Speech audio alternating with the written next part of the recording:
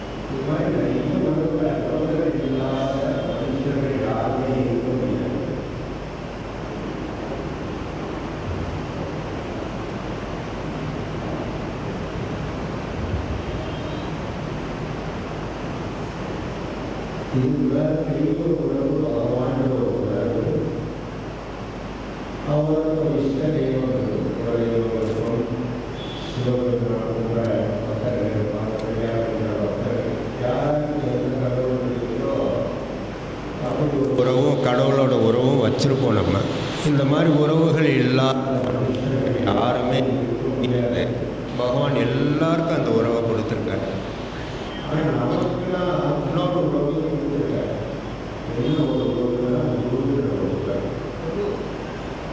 அப்போ இந்த உறவு வந்து அம்மா வந்து அப்பாவாக தான் இருக்க முடியும், அப்பா வந்து அப்பாவாக தான் இருக்கும். ஆனால் ஒரு உறவுனால மட்டும்தான் நம்மளோட அம்மாவும் இருக்க முடியும், அப்பாவும் இருக்க முடியும், சகோதரன் சகோதரியாக இருக்க முடியும், ஒரு ஃப்ரெண்டாக இருக்க முடியும், நம்மளோட எஜமான இருக்க முடியும், நமக்காக வேலை செய்யக்கூடிய வேலைக்காரனாக கூட இறங்கிடுவார், நமக்காக பகவானோடு இருப்பார்.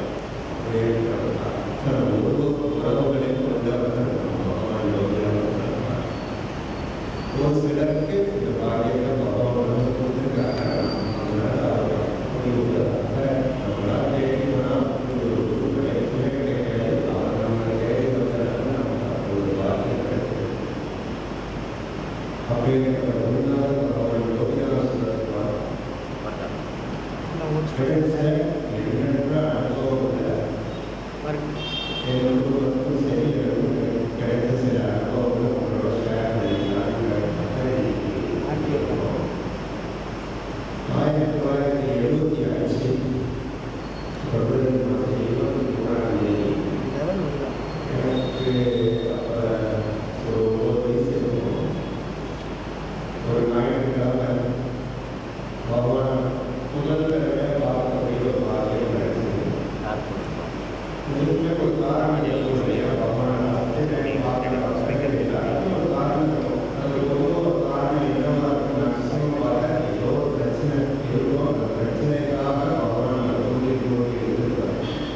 அது மாதிரி தான் எங்கள் குடும்பத்திலேயே ஒரு பெரிய பிரச்சனை. அது குருனா என்ன எது யாருமே தெரியாது. எங்கள் அம்மா பற்றிலாம் உங்களுக்கு சொன்னேன். எங்கள் அம்மாவுக்கு 2 தங்கச்சிமார்கள். எங்கள் அம்மா வந்து மதுரையில் இருக்கிறாங்க. அடுத்த தங்கச்சி உமா, அவங்க வந்து சிவகாசியில் இருக்கிறாங்க. 3வது தங்கச்சி வந்து கடைசி தங்கச்சி சாரதா, அவங்க வந்து திருநெல்வேலியில் இருக்காங்க.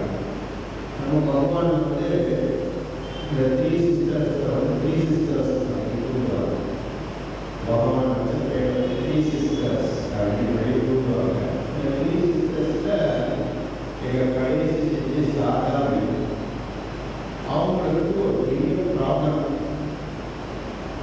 அவங்களால சால்வ் பண்ண எங்கள் அம்மா சொல்றது உண்டு. ஒரு 6 மாதம் காலமாக சாரதா சக்தியை நினைச்சு உண்மையாக சகோதரிகள்லாம் அன்போடு இருக்கிறது ஒரு பெரிய எங்கள் சாரதா சக்திக்கு அப்படி ஒரு ரொம்ப கஷ்டமான ஒரு காலம். யாருமே தூங்க முடியாமல் அப்படி ஒரு சிரமத்தில் சொல்லி அவர் வந்து என் உமாமைக்கு ஒரு ரிலேட்டிவ். அவருக்கு வந்து குரு சம்பந்தம் நிறைய ஞானானந்தகிரி சாமிகள் போல இருந்தது. ஞானானந்தகிரி சாமிகள் சன்னதியில் நம்ம பகவானை நிறைய அனுபவம் பெற்றவர். அவருடைய உமாசக்தி வந்து இந்த மாதிரி ஒரு ப்ராப்ளம் வந்து எங்களால் சால்வ் பண்ண முடியலன்னு சொல்லும்போது ஒன்றும் பிரச்சனை இல்லையே, நீங்கள் நேரம் தபோவனம் போகணும். அங்கே ஒரு வார பூஜை பண்ணிட்டு அங்கேருந்து திருவண்ணாமலை போனீங்கன்னா ராம்ஜி சாமின்னு ஒருத்தர் இருப்பாங்க. யோகானந்தம் கூட யாருக்கும் தெரியாது. நம்ம பகவான் யாரும் நமஸ்காரம் பண்ணாலும் ராம் நடத்துவார். அதனால ராம்ஜி சாமி இருப்பார். அவர் போய் பாருங்க, என்ன பிரச்சனையோ அது உங்களுக்கு சால்வ் ஆகிடும் அப்படின்னு சொல்லி ஒரு வழிகாட்டுதல் காமிங்க. உடனே இருந்தாலும் ஒருத்தர் பிளான் பண்ணி நம்ம கிளம்புவோம் அப்படின்னு சொல்லி ஏன்னா ப்ராப்ளம் சால்வ் ஆகும். இப்படி இருந்தாலும் சால்வ் ஆகணுன்ற ஒரு ஆர்வத்தில் பிளான் போடுறாங்க. எங்கள் அப்பா பேர் ஆசிரியர். ரொம்ப ஸ்ட்ரெயிட்மாக 90% இருந்தாங்க. எங்கள் அப்பாவுக்குன்னா இந்த மாதிரி சாமியார் இதிலெல்லாம் ஒரு நம்பிக்கை கிடையாது. ஒரு நமஸ்காரம் பண்ணலாம் ரொம்ப யோசிப்பார். அப்படிப்பட்ட டைப்பு. ஆனால் இந்த சிட்டி ப்ராப்ளம் சால்வ் ஆகணுன்றக்காக இந்த வழியை ஏற்றுக்கிட்டார். அப்போ நல்லா சொல்லியிருக்காங்க.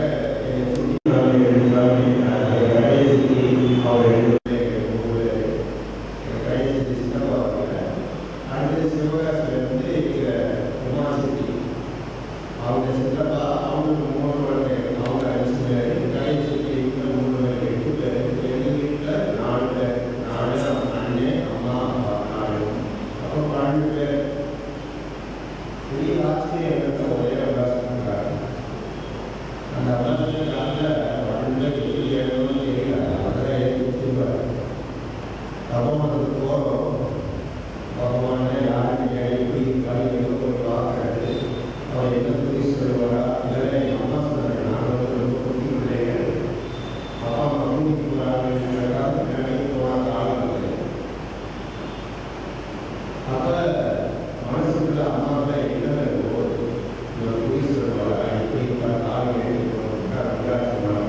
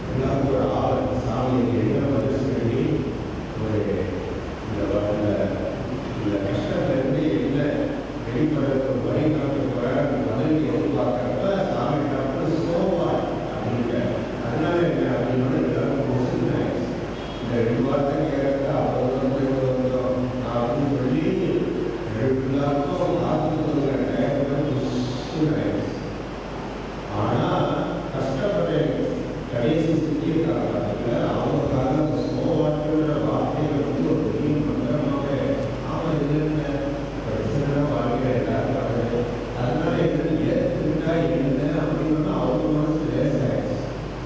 அப்போ அவங்களுக்கு வந்து அது ஒரு மந்திரமாகவே அமைஞ்சிருச்சு. அந்த ஸ்லோவாட்டுங்கிற இன்னைக்கு கூட எப்படினாலும் ஸ்லோவாட் அவர் வந்து அந்த ஸ்லோவாட் சாதாரண கூப்பிடுவாங்க. அது ஒரு மந்திரமாகவே மாறிடுச்சு. அப்போ பிரச்சனை என்ன பாவம்னு கேட்டால் ஸ்லோவாட்டோட எங்கள் அம்மாவுக்கு கொஸ்டின் ஆகிடுச்சு. அதுல ஒரு பெரிய சாமி வந்து சுற்றி எங்கள் அப்பா பார்த்துக்கிட்டே இருக்காரு. எங்கள் அம்மாவுக்கு பயம் வந்துச்சு. ஏன்னா சாமி பற்றி அப்போ யாரும் ஒன்றும் தெரியாது. ஒரு மந்திரவாதியா மந்திரவாதியா என்ன செய்வார் யார் ஒன்றுமே ஸ்லோவாட்டுங்கிற காற்று எங்கள் அப்பா வந்து மனசு பார்த்துக்கிட்டே இருக்காருன்னு பயம் வந்துச்சு. பார்த்து என்னமோ இவர் பண்ணிடுவாரோ சிறப்பு அப்படின்னு போனால் போகிற பயம் வந்துச்சு. கொஞ்ச நேரம் கழிச்சு எங்கள் அப்பாட்ட கேட்குறேன் நான் ஹரிக்குள்ளோ அப்படின்னு சொல்லி கேட்குறேன். எங்கள் அப்பா கிளம்பும்போது அரை மணி நேரம் டைம் கொடுத்துருந்தாங்க. நோ சாமி சாமியோட சொல்கிறேன். நோ சாமி நான் ஹரிக்கு சாமி அப்படிங்கிறேன். எங்கள் பிரச்சனை வேகமாக சால்வ் ஆகுதுன்னு சொல்லுவாங்க. ஒரு செகண்டில் எங்கள் அப்பாவோட ஸ்ட்ராங் மைண்ட்லாம் அப்படி பொறுமையாக மாற்றிட்டார்.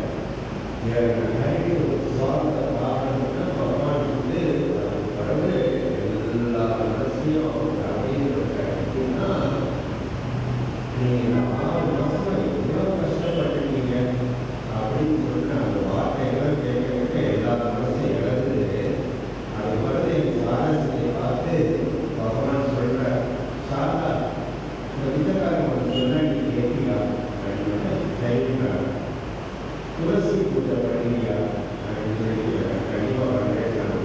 இந்த விதக்காரன் துளசியை ப்ராமிஸ் பண்ணிங்கன்னா நீ துளசியை சுத்த உன்னோட பிரச்சனைகள் உன்னோட விட்டு விளைவிக்கணும். துளசியை வந்து பூஜை பண்ணுவியா அப்படின்னு செய்யறேன்டா. எங்கள் அம்மா சொல்றது இல்லை. அது வரைக்கும் துளசியில் ஏதோ கஷாயம் போடுறது துளசி யூஸ் பண்ணணும். பெருமாள் வேலை போகிற துளசி பிரசாரம் கொடுப்பாங்க. இதெல்லாம் நமக்கு தெரிஞ்ச ஒரு விஷயம். ஆனால் துளசி முன்னாடி ஒரு மகத்துவத்தை பகவான் சொல்லிதான் தெரிஞ்சுக்கணும். அதுக்கு பிறகு ஊருக்கு திரும்பும் சாமி வந்து காரணம் வந்து எடுத்துள்ளார். 14 பேருக்கு வந்து காரணம் நோட்டை வகுப்பு அதை எடுத்து ஏதோ மண்டலத்தில் முழுத்து காசு சுற்றி ஒரு 3 லட்சம் வர எங்களுக்கு ஏதோ பாதுகாப்பு வழக்காக தெரியும். அவர் செய்கிற விஷயங்கள் வந்து நமக்கு புரியாட்டா கூட ஒரு நாள் போய் பாதுகாப்பாக வச்சிருக்காருன்னு நமக்கு தெரியும். அப்போ அந்த காசு சுற்றி ஏதோ சொல்லிக்கிட்டே வந்து எங்கள் வழியிருப்பேன். அதுக்கப்புறம் நாங்கள் கிளம்பிட்டோம். எங்கள் அப்பாவும் இப்போ தான் செஞ்சு சித்தப்பாவும் மாற்றி போகிறாங்க. எங்கள் அம்மா சொல்கிறது வந்து 6 மாதமாக நாங்கள் தூங்காதவங்க திருவண்ணாமலை ஊரில் மகள் வரைக்கும் தூங்கலாம். அப்படி ஒரு தூக்கம் தூங்குறதுக்கு எவ்வளோ கஷ்டப்பட்டாங்க. அவரே இன்னைக்கு ஒரு நிம்மதியான தூக்கம்னா அடுத்தா தூங்கணும். எத்தனையோ கவலைகள் வந்து மனுஷனோட தூக்கத்தை போயிட்டு ஒரு தூக்கம் வந்து தொடர்ந்து ஒரு நாள் இல்லை 2 நாள் இல்லை 6 மாதம் தூக்கம் இல்லாமல் பைத்தியம் முடிஞ்சிடும். அந்த பையன் கொடுக்காம நமக்கு ஒரு நிம்மதியான தூக்கத்தை கொடுப்பாங்க. அவனால் முடியும். இந்த ஒரு அனுபவம் முதல் அனுபவத்திலே பகவான் ஒரு நிம்மதியான தூக்கம் பகவானால் கொடுக்க முடியும். அப்படின்னா ஒரு அனுபவம் அதில் வந்து ஒரு ஃப்ரெண்டுன்னு சொல்லி நம்மளோட லைஃப்பில் வந்து பகவான் வந்து கிருஷ்ணன் வந்து மகாபாரத அர்ஜுனனுக்கு ஒரு ஃப்ரெண்டாக இருந்தாரோ அப்படின்னா அடிகாலத்தில் நமக்கு ஒரு ஃப்ரெண்டாக அவர் இருக்கிறாருன்னா அது பகவான் வந்து தொடர்ந்துமே முடியாது. ஒரு முறை எங்கள் அம்மா சொல்கிறாங்க ஃப்ரெண்டோட முக்கியத்துவத்தை சிலருக்கு உனக்கு ஒரு ஃப்ரெண்டு இருக்கா உனக்காக என்னதான் பண்ணுவான். உனக்கு எவ்வளோ கஷ்டம் வந்தாலும் என்னதான் பண்ணுவான். ஆனால் உனக்கு கஷ்டம் வருது. ஆனால் ஒரு ஃப்ரெண்டோ 10,000 கிலோமீட்டர் தள்ளி அவனுக்கு ஹெல்ப் பண்ணணும்னு ஆசை இருக்கு. ஆனால் அவனால் தூரத்தினால உனக்கு செய்ய முடியல. ஆனால் ஒன்றும் இதாக வருது. நீ நம்பிக்கையோட புத்தக்காரன் வேலை சொன்னா என்னோட அப்பா வந்து உனக்கு கூட இருந்து உனக்கு என்ன தேவையோ அதை செஞ்சு கொடுத்து சொல்லிடுவான். அப்போ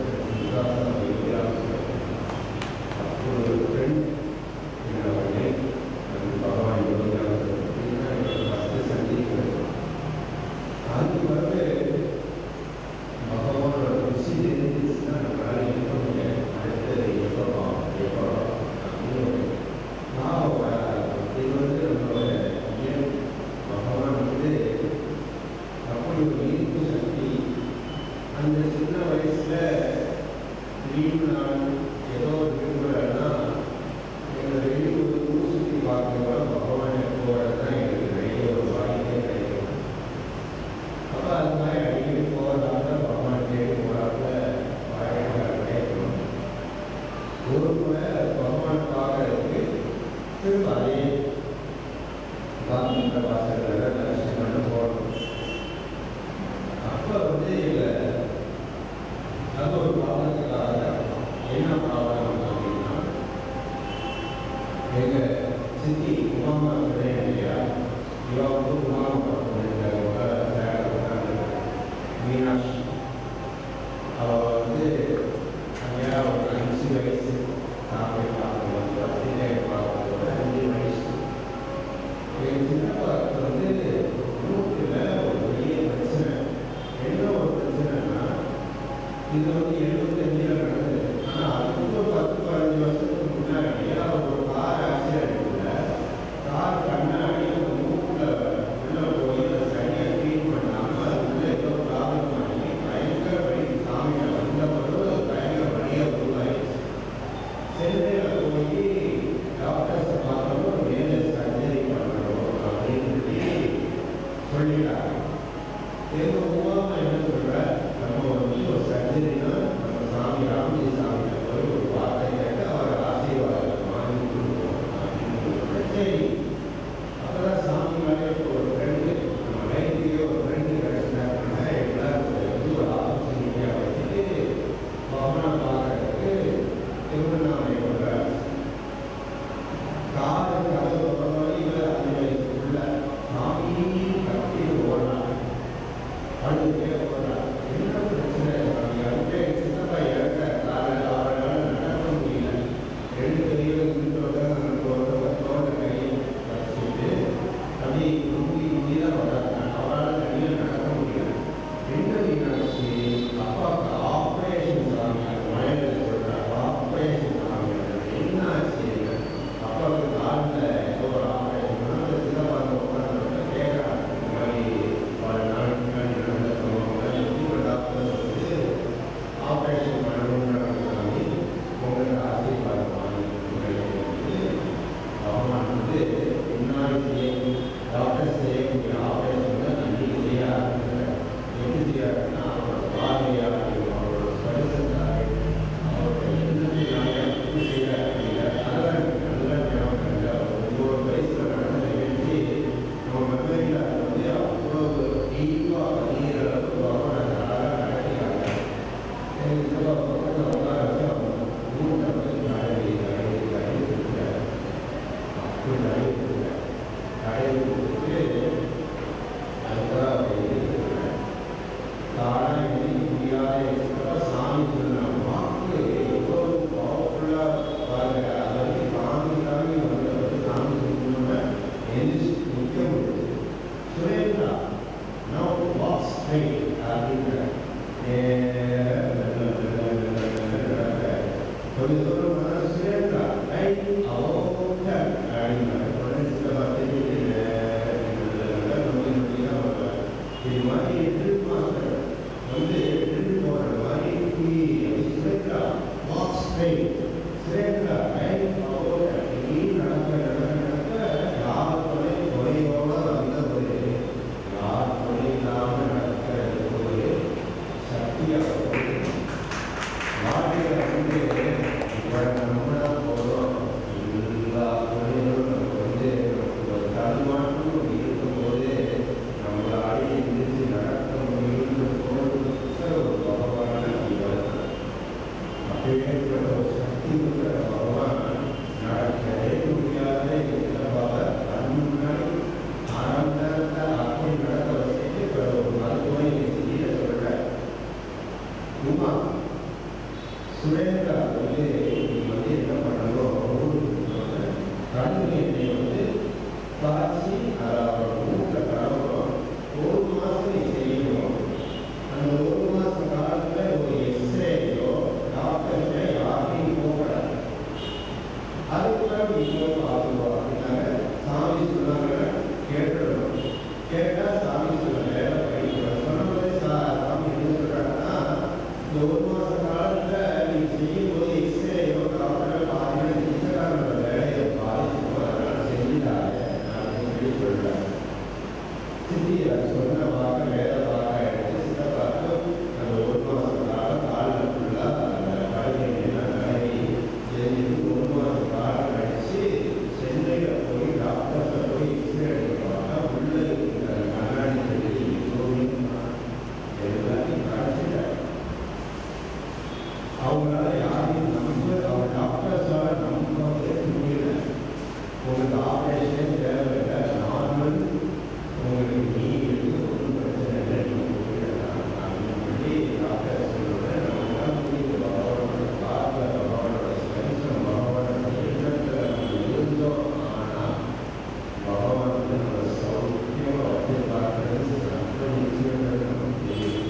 அவரோட பார்வையை, அவரோட ஸ்பென்சத்தையே, அவரோட எண்ணத்தில் இருக்கிற ஒரே ஒன்று நமக்கு தெரியும். நமக்காக யோகிராம் சுரக்குமார், யோகிராம் சுரக்குமார், யோகிராம் சுரக்குமார், ஜெயகுருராயா, யோகிராம் சுரக்குமார், யோகிராம் சுரக்குமார், யோகிராம் சுரக்குமார், ஜெயகுருராயா. சொன்னோம்னா அவர் பார்வையில் அவர் பார்வையை நம்ம வச்சிருக்காரு, அவரோட அழைப்பை நம்ம வச்சிருக்காரு. இன்னொரு கூட நாங்களாம் அடிக்கடி போக ஆரம்பிச்சோம். எங்கள் அம்மாவோட அம்மா, எங்களுக்கு பாட்டி, நாங்கள் வந்து மாமின்னு தான் கொடுக்குறோம். எங்களோட பழக்கம் வந்து பாட்டி வந்து மாமி அப்படின்னு சொல்லி கொடுக்குறோம். பேர் செல்வம்மா. ரொம்ப சிறந்த சிவபக்தை. சிவபக்தம் காலையில் பார்த்தீங்கன்னா சிவபக்தரை வருவாங்க, நண்பர்கள் நண்பர்கள் சொல்லுவாங்க. சிவனுக்கு வந்து பார்க்க அபிஷேகம் பண்ணுவாங்க, புஷ்பாஞ்சலி பண்ணுவாங்க, திருவாசகம் தான் அவங்க வாழ்க்கையை. சிவகோயில் போய் சிவனை அங்கே சிவபக்தன் வச்சு சிவபெருமானோட வீடு சிவபுராணம் எல்லா சின்னப்பட்டதோடு அவங்க வாழ்க்கையே சிவபாணியே வாழ்வாங்க. நாங்கள் இங்கே அடிக்கடி முன்னோர்கள் கேள்விப்பட்ட நாமளுக்கும் வரணும்னு ஒரு ஆசை.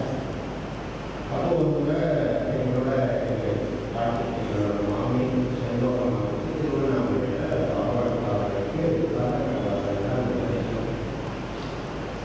பகவான் வந்து தன்னோட பக்தை இவர் சாட்சாத் சிவபெருமான காமிச்சார்.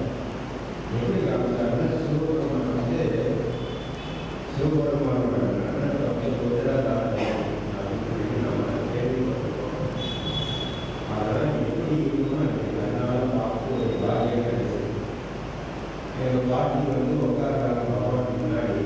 அவங்கள பற்றி ஒரு சிவபக்தை தேவார திருவாசகம்லாம் ஃபுல்லாக நினைக்க, நான் சிவபுராணம்லாம் நினைக்க, இதெல்லாம் பற்றி இன்னொரு விஷயமே பகவான் சொல்லலை.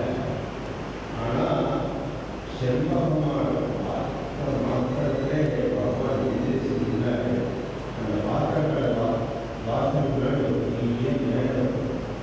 அதில் வந்து பகவான் வந்து ஒரு உத்தரதானமான ஓம் நம சிவாய, ஓம் நம சிவாய, சிவாய நம, ஓம் நம சிவாய, ஓம் நம சிவாய, ஓம் நம சிவாய, சிவாய நம,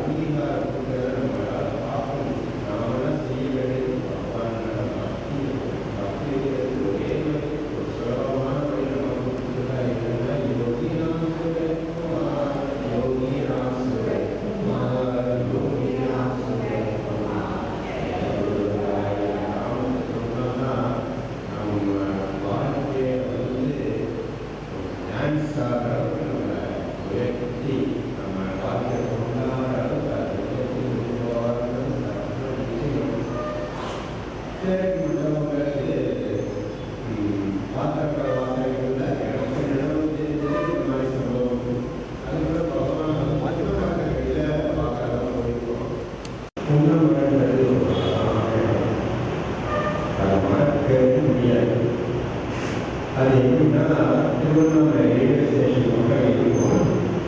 அந்த ரயில்வே ஸ்டேஷன் பக்கம் காரை நிப்பாட்டி வயக்காடு கொஞ்சம் தூரம் உள்ள போனாங்கன்னா அந்த வயக்காடு நடுவில் ஒரு முன்னாடி வரும். அங்கேருந்து பார்த்தா அண்ணாமலை கோயில் அழகாக இருக்கும். பக்கத்தில் இடத்துல பகவான் அங்கே இருப்பார். அது வந்து அந்த ஒரு பார்த்தீங்கன்னா அப்படி ஒரு குளிர்ச்சி. அந்த முன்னாடி வந்து கையில் பகவான் உட்காந்துருக்கிறது எங்கள் அப்பா அம்மாவோட காரில் போவோம். காரை நிப்பாட்டினோடனே எங்களுக்கு பழக்கம் வந்ததுனால எங்களுக்கு சாமி எங்கே பார்க்கறது தெரியும். காரை விட்டு இறக்கணும்னா அப்பா அம்மா காரை போட்டு சாமி வாங்கிட்டு வந்த பிரசாதங்களை எடுத்து கொடுக்குறதுக்கு நாங்கள் பிள்ளைகளாக இருப்போம். சாமியை பார்த்து போவோம். சாமி சாமி கட்டியே ஒரு வீட்டில் முக்கியமான தாத்தா வீட்டுக்கு விடுமுறைக்கு போனால் நம்மளாம் தாத்தா பாட்டியை பார்க்குறதுக்கு எப்படி ஆசையாக போவோமோ அது மாதிரி ஆசையாக சாமி சாமி சாமின்னு கத்திக்கிட்டு ஓடுவோம். எதிர்த்தாப்புல சாமி வந்து அதுக்காக அங்கே உட்காந்துருக்குவார். நமக்காக எந்திரிச்சே வந்துடுவார். எப்பேற்பட்ட பரம்பொருள் நமக்காக எந்திரிச்சு நம்மளை வந்து கூட்டிகிட்டு போகிறார். அப்படி இப்படி அம்மா வந்து பிள்ளைகளை வந்து இங்கிட்ட ஒரு பிள்ளைகளை அப்படி அரவணைச்சு கூப்பிட்டு போகிறாப்புல அப்படி கூட்டிகிட்டு எங்களை ரிசீவ் பண்ணிட்டு அந்த வயக்காட்டில் அந்த வரக்கூடிய தண்ணிகள்லாம் ஓடும், சலசலப்பு அந்த இதெல்லாம் அப்படி நடுவில் அழகாக கூட்டிகிட்டு போய் புண்ணு மரத்துக்கடியில் உட்காந்து நாமெல்லாம் நிறையா பாடுவோம். ஓம் நம சிவாய ஓம் நம சிவாய சிவாய நம ஓம் நம சிவாய இந்த நாம பாடுவோம்.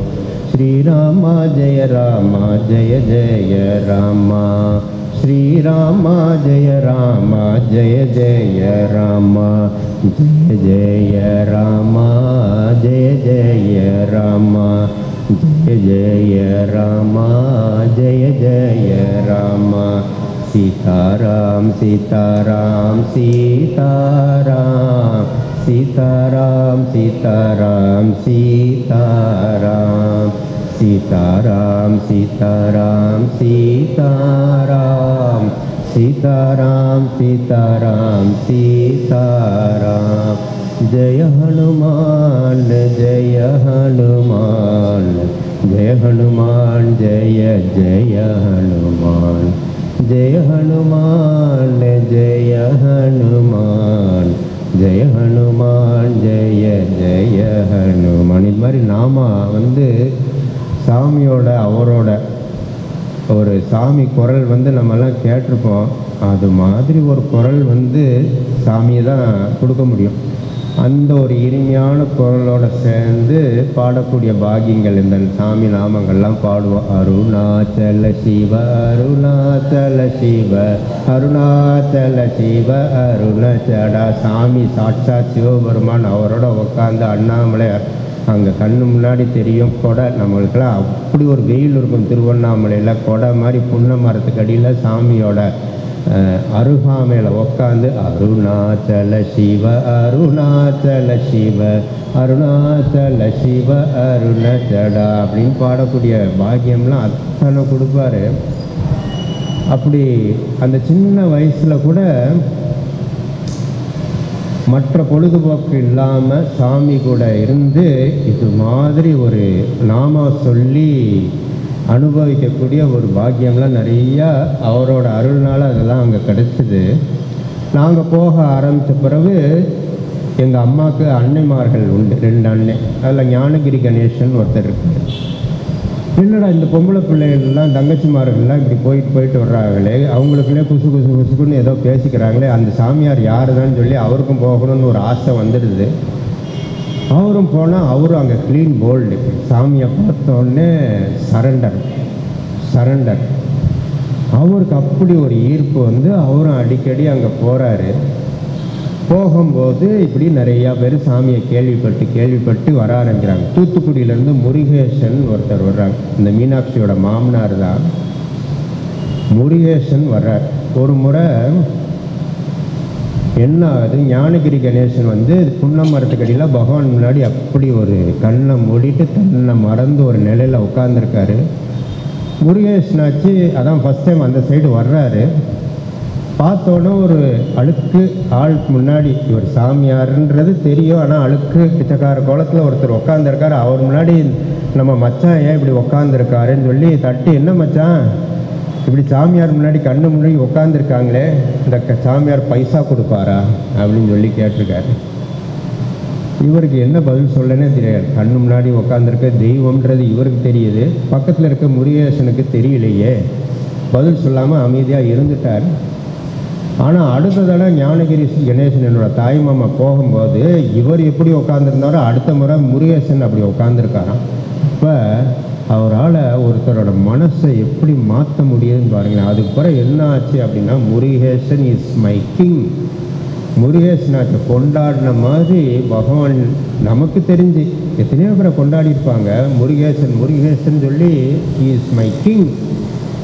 எந்த நாட்டுக்கு ராஜான்னு ஒரு சில பக்தர்கள்லாம் கூட போகிறவங்க கேட்டால், Murugesan rules this beggar's heart அப்படின்பார் பகவான்.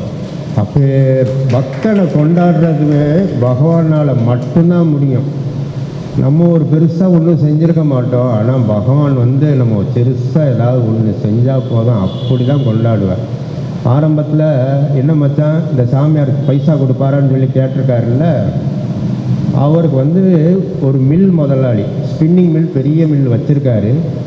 அந்த மில்லில் பெரிய பிரச்சனை. அந்த காலகட்டத்தில் பயங்கர பண கஷ்டம், வேலையாட்களை சம்பளம் போட முடியாத நேரம். சாமிகிட்ட போக ஆரம்பிக்கிறாரு.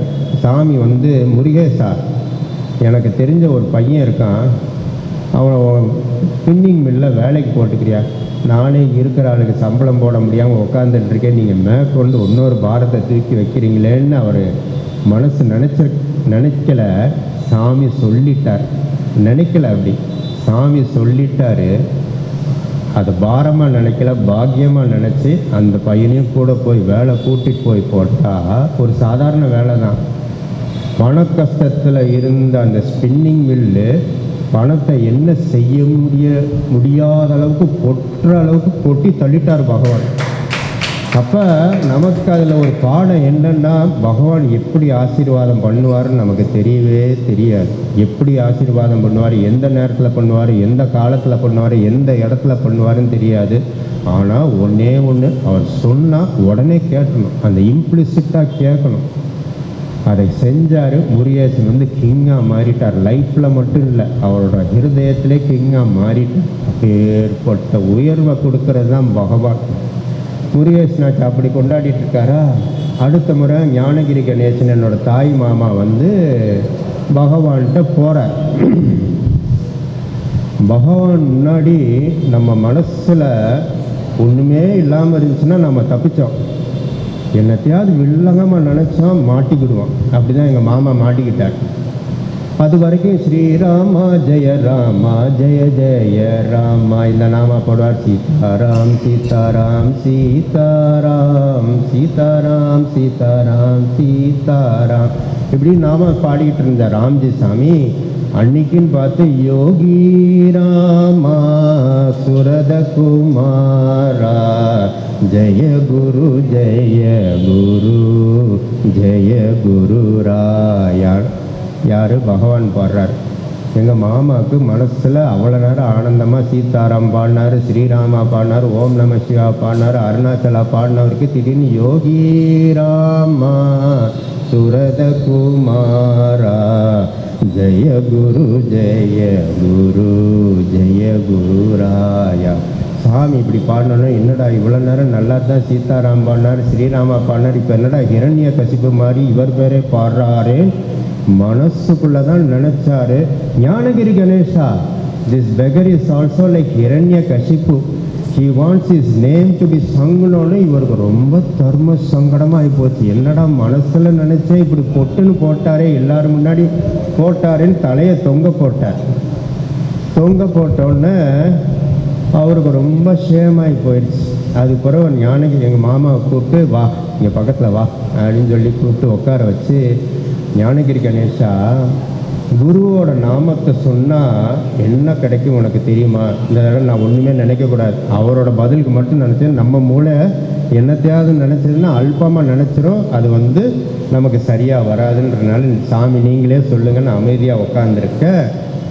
ஞானகிரி கணேஷா, குருவோட மந்திரத்தை நீ சொன்னின்னா நீ எந்தெந்த தெய்வங்கள்லாம் இந்த லோகத்தில் மக்கள் கும்பிட்றாங்களோ அத்தனை தெய்வத்தோட பலனும் உனக்கு கிடைக்கும்.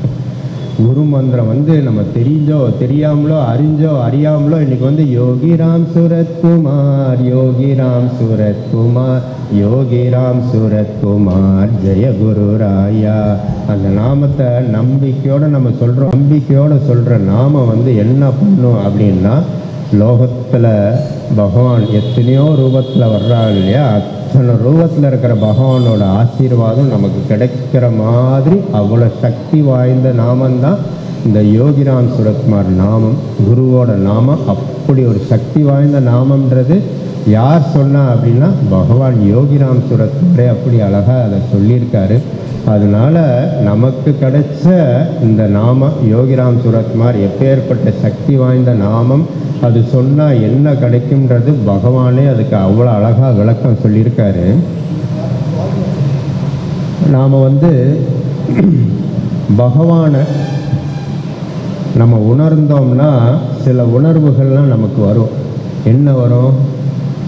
நம்மளை அறியாமல் கண்ணீர் வரும், நம்மளை அறியாமல் ஒரு பேர் அமைதி வரும், நம்மளை அறியாமல் ஒரு சந்தோஷம் பொங்கி பொங்கி சிரிப்பாக கூட வரும். இந்த அனுபவம் வந்து நம்மளாம் உணர்ந்திருக்கோம். பகவானை பார்த்த மாத்திரத்தில் நம்மளை அறியாமல் அவர் காமிச்ச கருணையில் கண்ணெல்லாம் கலங்கும், அவர் காமிச்ச கருணையில் நம்மளுக்கு சந்தோஷம் பெருகும், அவர் காமிச்ச கருணையில் ஒரு பேரமைதி நம்ம மனசில் இருக்கும் இல்லையா, இது அத்தனையும் அவர் கொடுப்பார். அது மாதிரி ஒரு சம்பவம் அந்த புன்னை மரத்துக்கு அடியில் நடந்தது. என்ன நடந்தது அப்படின்னா, ஒரு முறை 1976 நாங்களாம் கிரிக்கெட் மேட்ச் பார்க்குறக்கா சென்னையில் இருந்துட்டோம். சாமி பார்க்க வரல, நாங்கள் மேட்ச் பார்க்க போகிறோன்னொன்னே எங்கள் அப்பா அம்மா எங்கள் உமா அம்மா சாமியை பாட்டு வர்றோன்னு சொல்லி பார்த்துட்டு திரும்ப கூப்பிட வர்றோன்ட்டாங்க. நாங்கள் போகலை. அந்த முறை நடந்த சம்பவம் என்ன அப்படின்னா, சாமி அந்நேரம் புன்னை மரத்துக்கு அடியில் இருக்காங்க. சாமியை பார்க்குறதுக்கு ரயில்வே ஸ்டேஷனில் காரை நிப்பாட்டிட்டு இறங்கி போகும்போது அங்கே முருகேசன் ஆச்சுலாம் ஃபேமிலியோடு உட்காந்துருக்காரு. அவர் மனசுக்குள்ளேயே திட்டுறாரு, இவ்வளோ நேரம் நம்மளை கொண்டாடிட்டு இருந்த சாமி இந்த 2 பொம்பளையிலையும் பார்த்தோன்னே, இதே அவர் லாங்குவேஜ்லாம் ரொம்ப ஒரு டிஃப்ரெண்ட்டாக இருக்கும். பார்த்தோன்னே இப்போ நம்மளெல்லாம் அவர் கண்ணுக்கே தெரியாது. பார்த்தோன்னே உடனே அவர் மனசுக்குள்ளே தான் நினைக்கிறார், முணுமுணுக்கிறாரு, ஆமாம் Murugesha, after Uma and Thilagavathi came here, their voice has become much more sweet ன்னு சொல்லி அவங்கள கொண்டாடுத்தாரு. அதனால் பகவான் முன்னாடி மனசை கம்முன்னு வச்சுக்கிட்டோம்னா பிரச்சனையே இல்லை, நம்ம அல்பம் நினச்சிட்டோம்னா அவர்கிட்ட மாட்டிக்கிடுவோம். அப்படி ஒரு மாற்றம் ஆகி அதுக்கப்புறம் என்ன ஆச்சு அப்படின்னா, சாமியை பார்க்க பல பக்தர்கள் வருவாங்களே, அப்போ அந்த பக்கத்தில் இருக்கிற கிராமத்தில் இருக்கிற பக்தர் வந்து ஒரு தூச்சட்டியில் சாமிக்காக சமைச்சு எடுத்துகிட்டு வர்றாரு. இவங்கெல்லாம் பசியோடு உட்காந்துருக்காங்க, காலையிலேருந்து பாடிக்கிட்டே இருக்காங்க. முருகேசனாச்சி ஃபேமிலிலாம் பசியோடு உட்காந்துருக்காங்க. சாமி அந்த டப்பாவை திறக்கிறாங்க, உள்ளே பார்த்தா கத்திரிக்காய் சாதம். எங்கள் அப்பாவுக்கு கத்திரிக்காய்னா அங்கே வச்சாருன்னா இங்கிட்டு ஓடிடுவார், அந்த அளவுக்கு பிடிக்காது. Man of strong likes and dislikes. அவர் கத்திரிக்காய்னாலே பிடிக்காது. சாமி அதை எடுத்து எடுத்து உருட்டுறார். முருகேசனாச்சுன்னா அங்கே பசியோடு உட்காந்துருக்கு. பசியோடு அவருக்கு இருக்கிறதுக்கு ஊட்டலை. அவர் கத்திரிக்காயை பார்த்தா யாரை துண்டை காணும் துணியை காணும்னு ஓடு வர எங்கள் அப்பா கூப்பிட்டு ராஜ்சேர்ஜி வான்னு சொல்லி உருட்டி உருட்டி உருட்டி அப்பா கையில் கொடுத்து சாப்பிடுவோம் அப்படின்னு சொல்லி கொடுக்க அப்பா சாப்பிடுவேன். சாமி கொடுத்தாச்சுன்னா அதுக்கப்புறம் வேற எனக்கு பிடிக்காதுன்னு சொல்ல முடியாது, சாப்பிட்றாரு. அடுத்தது எங்கள் அம்மா திலகவதியம்மா கூப்பிட்டு சாமி உருட்டி உருட்டி இந்த கூட்டாஞ்சோறுன்னு சொல்லி நம்மெல்லாம் அனுபவிச்சிருப்பாங்க. எல்லா ஃபேமிலி மெம்பர்ஸும் கூட்ட சேர்ந்து சாப்பிடுவோம். கிருஷ்ணன் வந்து வனபோஜனம்லாம் அந்த லீலைகள்லாம் நம்ம கதையில் அனுபவிச்சிருக்கோம்ல, அதை வந்து பகவான் நடத்தி காமிக்கிறாரு. அங்கே எங்கள் அம்மாவுக்கு உருட்டி உருட்டி சாதம் கொடுக்குறாரு, கையில் வாங்கி சாப்பிட்றாங்க. அடுத்தது எங்கள் உமாமாவுக்கு உருட்டி உருட்டி அந்த கத்திரிக்காய் அந்த ஒரு டப்பா இங்கே பசியோட முருகேசனாச்சி குடும்பம் இருக்கும், ஒரு விட்டு கொடுக்கல. கொடுக்காட்டினாலும் அவங்க பசியும் ஆற வச்சுருக்காரு. அவர் லீலைகள்லாம் நம்மளால் புரிஞ்சுக்கிடவே முடியாது. அதை ஏற்றுக்கிடுறோன்னு வச்சுக்கோங்களேன், அதே ஒரு பெரிய பக்குவம். அப்போ உருட்டி உருட்டி கொடுக்குறாரா, அதுக்கு பிறகுதான் ஒரு பெரிய காரியம் பண்ணிடுறார்.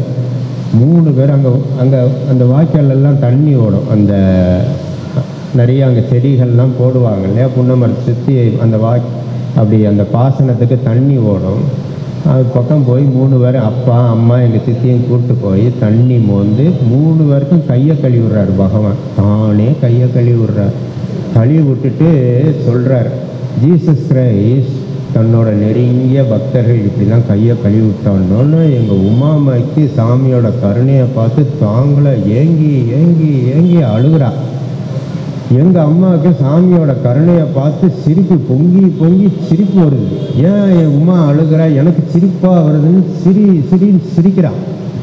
எங்கள் அப்பா எதுவுமே நடக்காத ஒரு மாதிரி அமைதியாக கத்திரிக்காய் கண்டா தூரம் ஓடுறவர் எதுவுமே நடக்காமல் அப்படி ஒரு பேரமைதியில் இருக்கார். இந்த 3 உணர்வுகளையும் பகவான்கிட்ட நாமெல்லாம் தனித்தனியாக அனுபவிப்போம். ஆனால் மொத்தமாக அனுபவிக்கிற மாதிரி பிரியத்தை கொட்டி தள்ளிடுவார். பக்தர்கள் மேலே இருக்கிற அவர் மேலே வைக்கிற பிரிய ஒரு நம்மளால் என்ன கெப்பாசிட்டியில் ஒரு பிரிய வைக்க முடியுன்றது நம்மளுக்கு தெரியும். ஆனால் அவர் நம்ம மேலே வைக்கிற பிரியத்தை அதை சொல்லி மாளாது.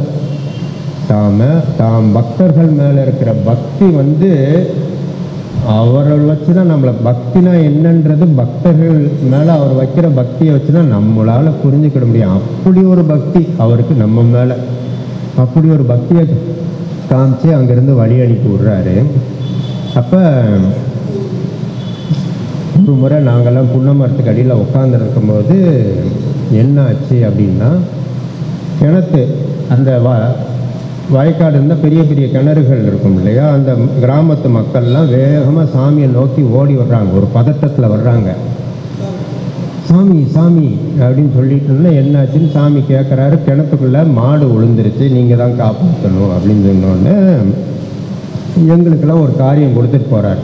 என்ன ஒரு காரியம்னா, நாமா சொல்லுங்க, ஸ்ரீராமா ஜெய ராமா ஜெய ஜெய ராமா, ஸ்ரீராமா ஜெய ராமா ஜெய ஜெய ராமா. எங்களை இங்கே நாமா சொல்லிட்டு பகவான் அங்கே போய் அவரு இதே நாம சொன்னா மாடு உள்ளே விழுந்த மாடு.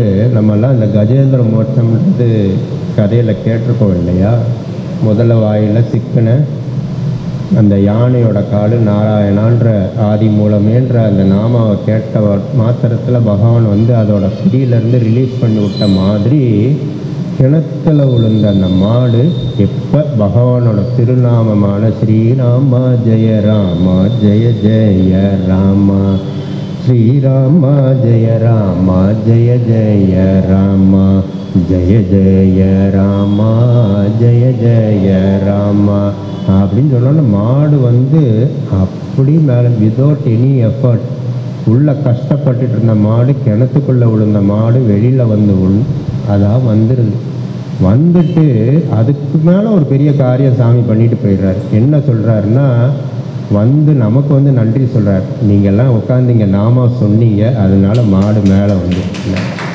ஒரு கிரெடிட்டு கூட அவர் எடுக்க மாட்டார். அவர் சொல்லிட்டு போகிறார் இல்லையா, நீங்கள் உட்காந்து இங்கே நாம சொல்லுங்கள், இந்த பிச்சைக்காரனுக்கு ஒரு வேலை இருக்குது அப்படின்னு சொல்லிட்டு போகிறார் இல்லையா. அப்போ அவர் சொன்னதை கேட்டோம்னா ஏதோ ஒரு பெரிய காரியம் அங்கே சாதனை பண்ணியிருப்பார். அவரால் முடியாத விஷயமே கிடையாது. ஆனால் அந்த சாதனைக்கான காரணம் நீங்கள் தான், உங்களால் தான் இது நடந்துச்சு, செஞ்சதெல்லாம் அவர் தான். நம்ம வாயிலிருந்து இந்த நாம வர்றது கூட அவரோட ஆசீர்வாதத்தினால தான் வரும். ஆனால் நீங்கள் சொன்னீங்க, அது நடந்துருச்சுன்னு அந்த கிரெடிட்டை கூட தான் எடுத்துக்கிற எந்த ஒரு இதையும் தான் எடுத்துக்கிட மாட்டார். அதை பக்தனுக்கே கொடுக்கணும். எதெல்லாம் அத்தனை பெரிய விஷயத்தை சம்பாதிச்சாலும் என் பக்தனுக்கு தான் நான் கொடுப்பேன்னு அந்த கிரெடிட்டை பக்தர்களுக்கு கொடுத்துட்டு போயிடுறார். இந்த மாதிரி சுவையான அனுபவங்கள்லாம் பகவான்கிட்ட நிறைய எண்ணற்ற அனுபவங்கள். சன்னதி தெரு வீட்டுக்கு அடுத்தது பகவான் வந்துட்டாங்க.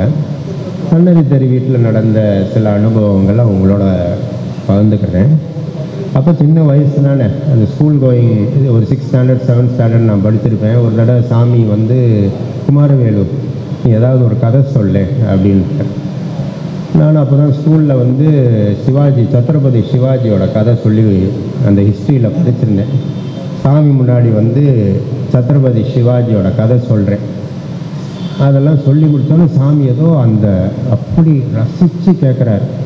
அவருக்கு அது ஒரு போரிங் சப்ஜெக்டாகவே தெரியல. அதை அப்படி ரசித்து கேட்டு தாடி மேலே கையை வச்சு நம்ம காது கொடுத்து கேட்டு ஒரு ஆள், நான் இத்தினோண்டு பையன் ஆனால் நான் சொல்லக்கூடிய ஒரு சாதாரண விஷயத்தை அவ்வளவு கூர்ந்து கவனிக்கிறதுனா நம்ம விஷயத்தில் அது சாதாரண விஷயமா இருந்தால் காது கொடுத்து கேட்குறக்கு ஒருத்தர் இருக்காருன்னா இவ்வளோ மட்டும்தான். எத்தனையோ பேர் நம்மளோட பேசுகிறத கேட்கணும்னு நினைப்போம், நிறைய பேர் கேட்க மாட்டாங்க.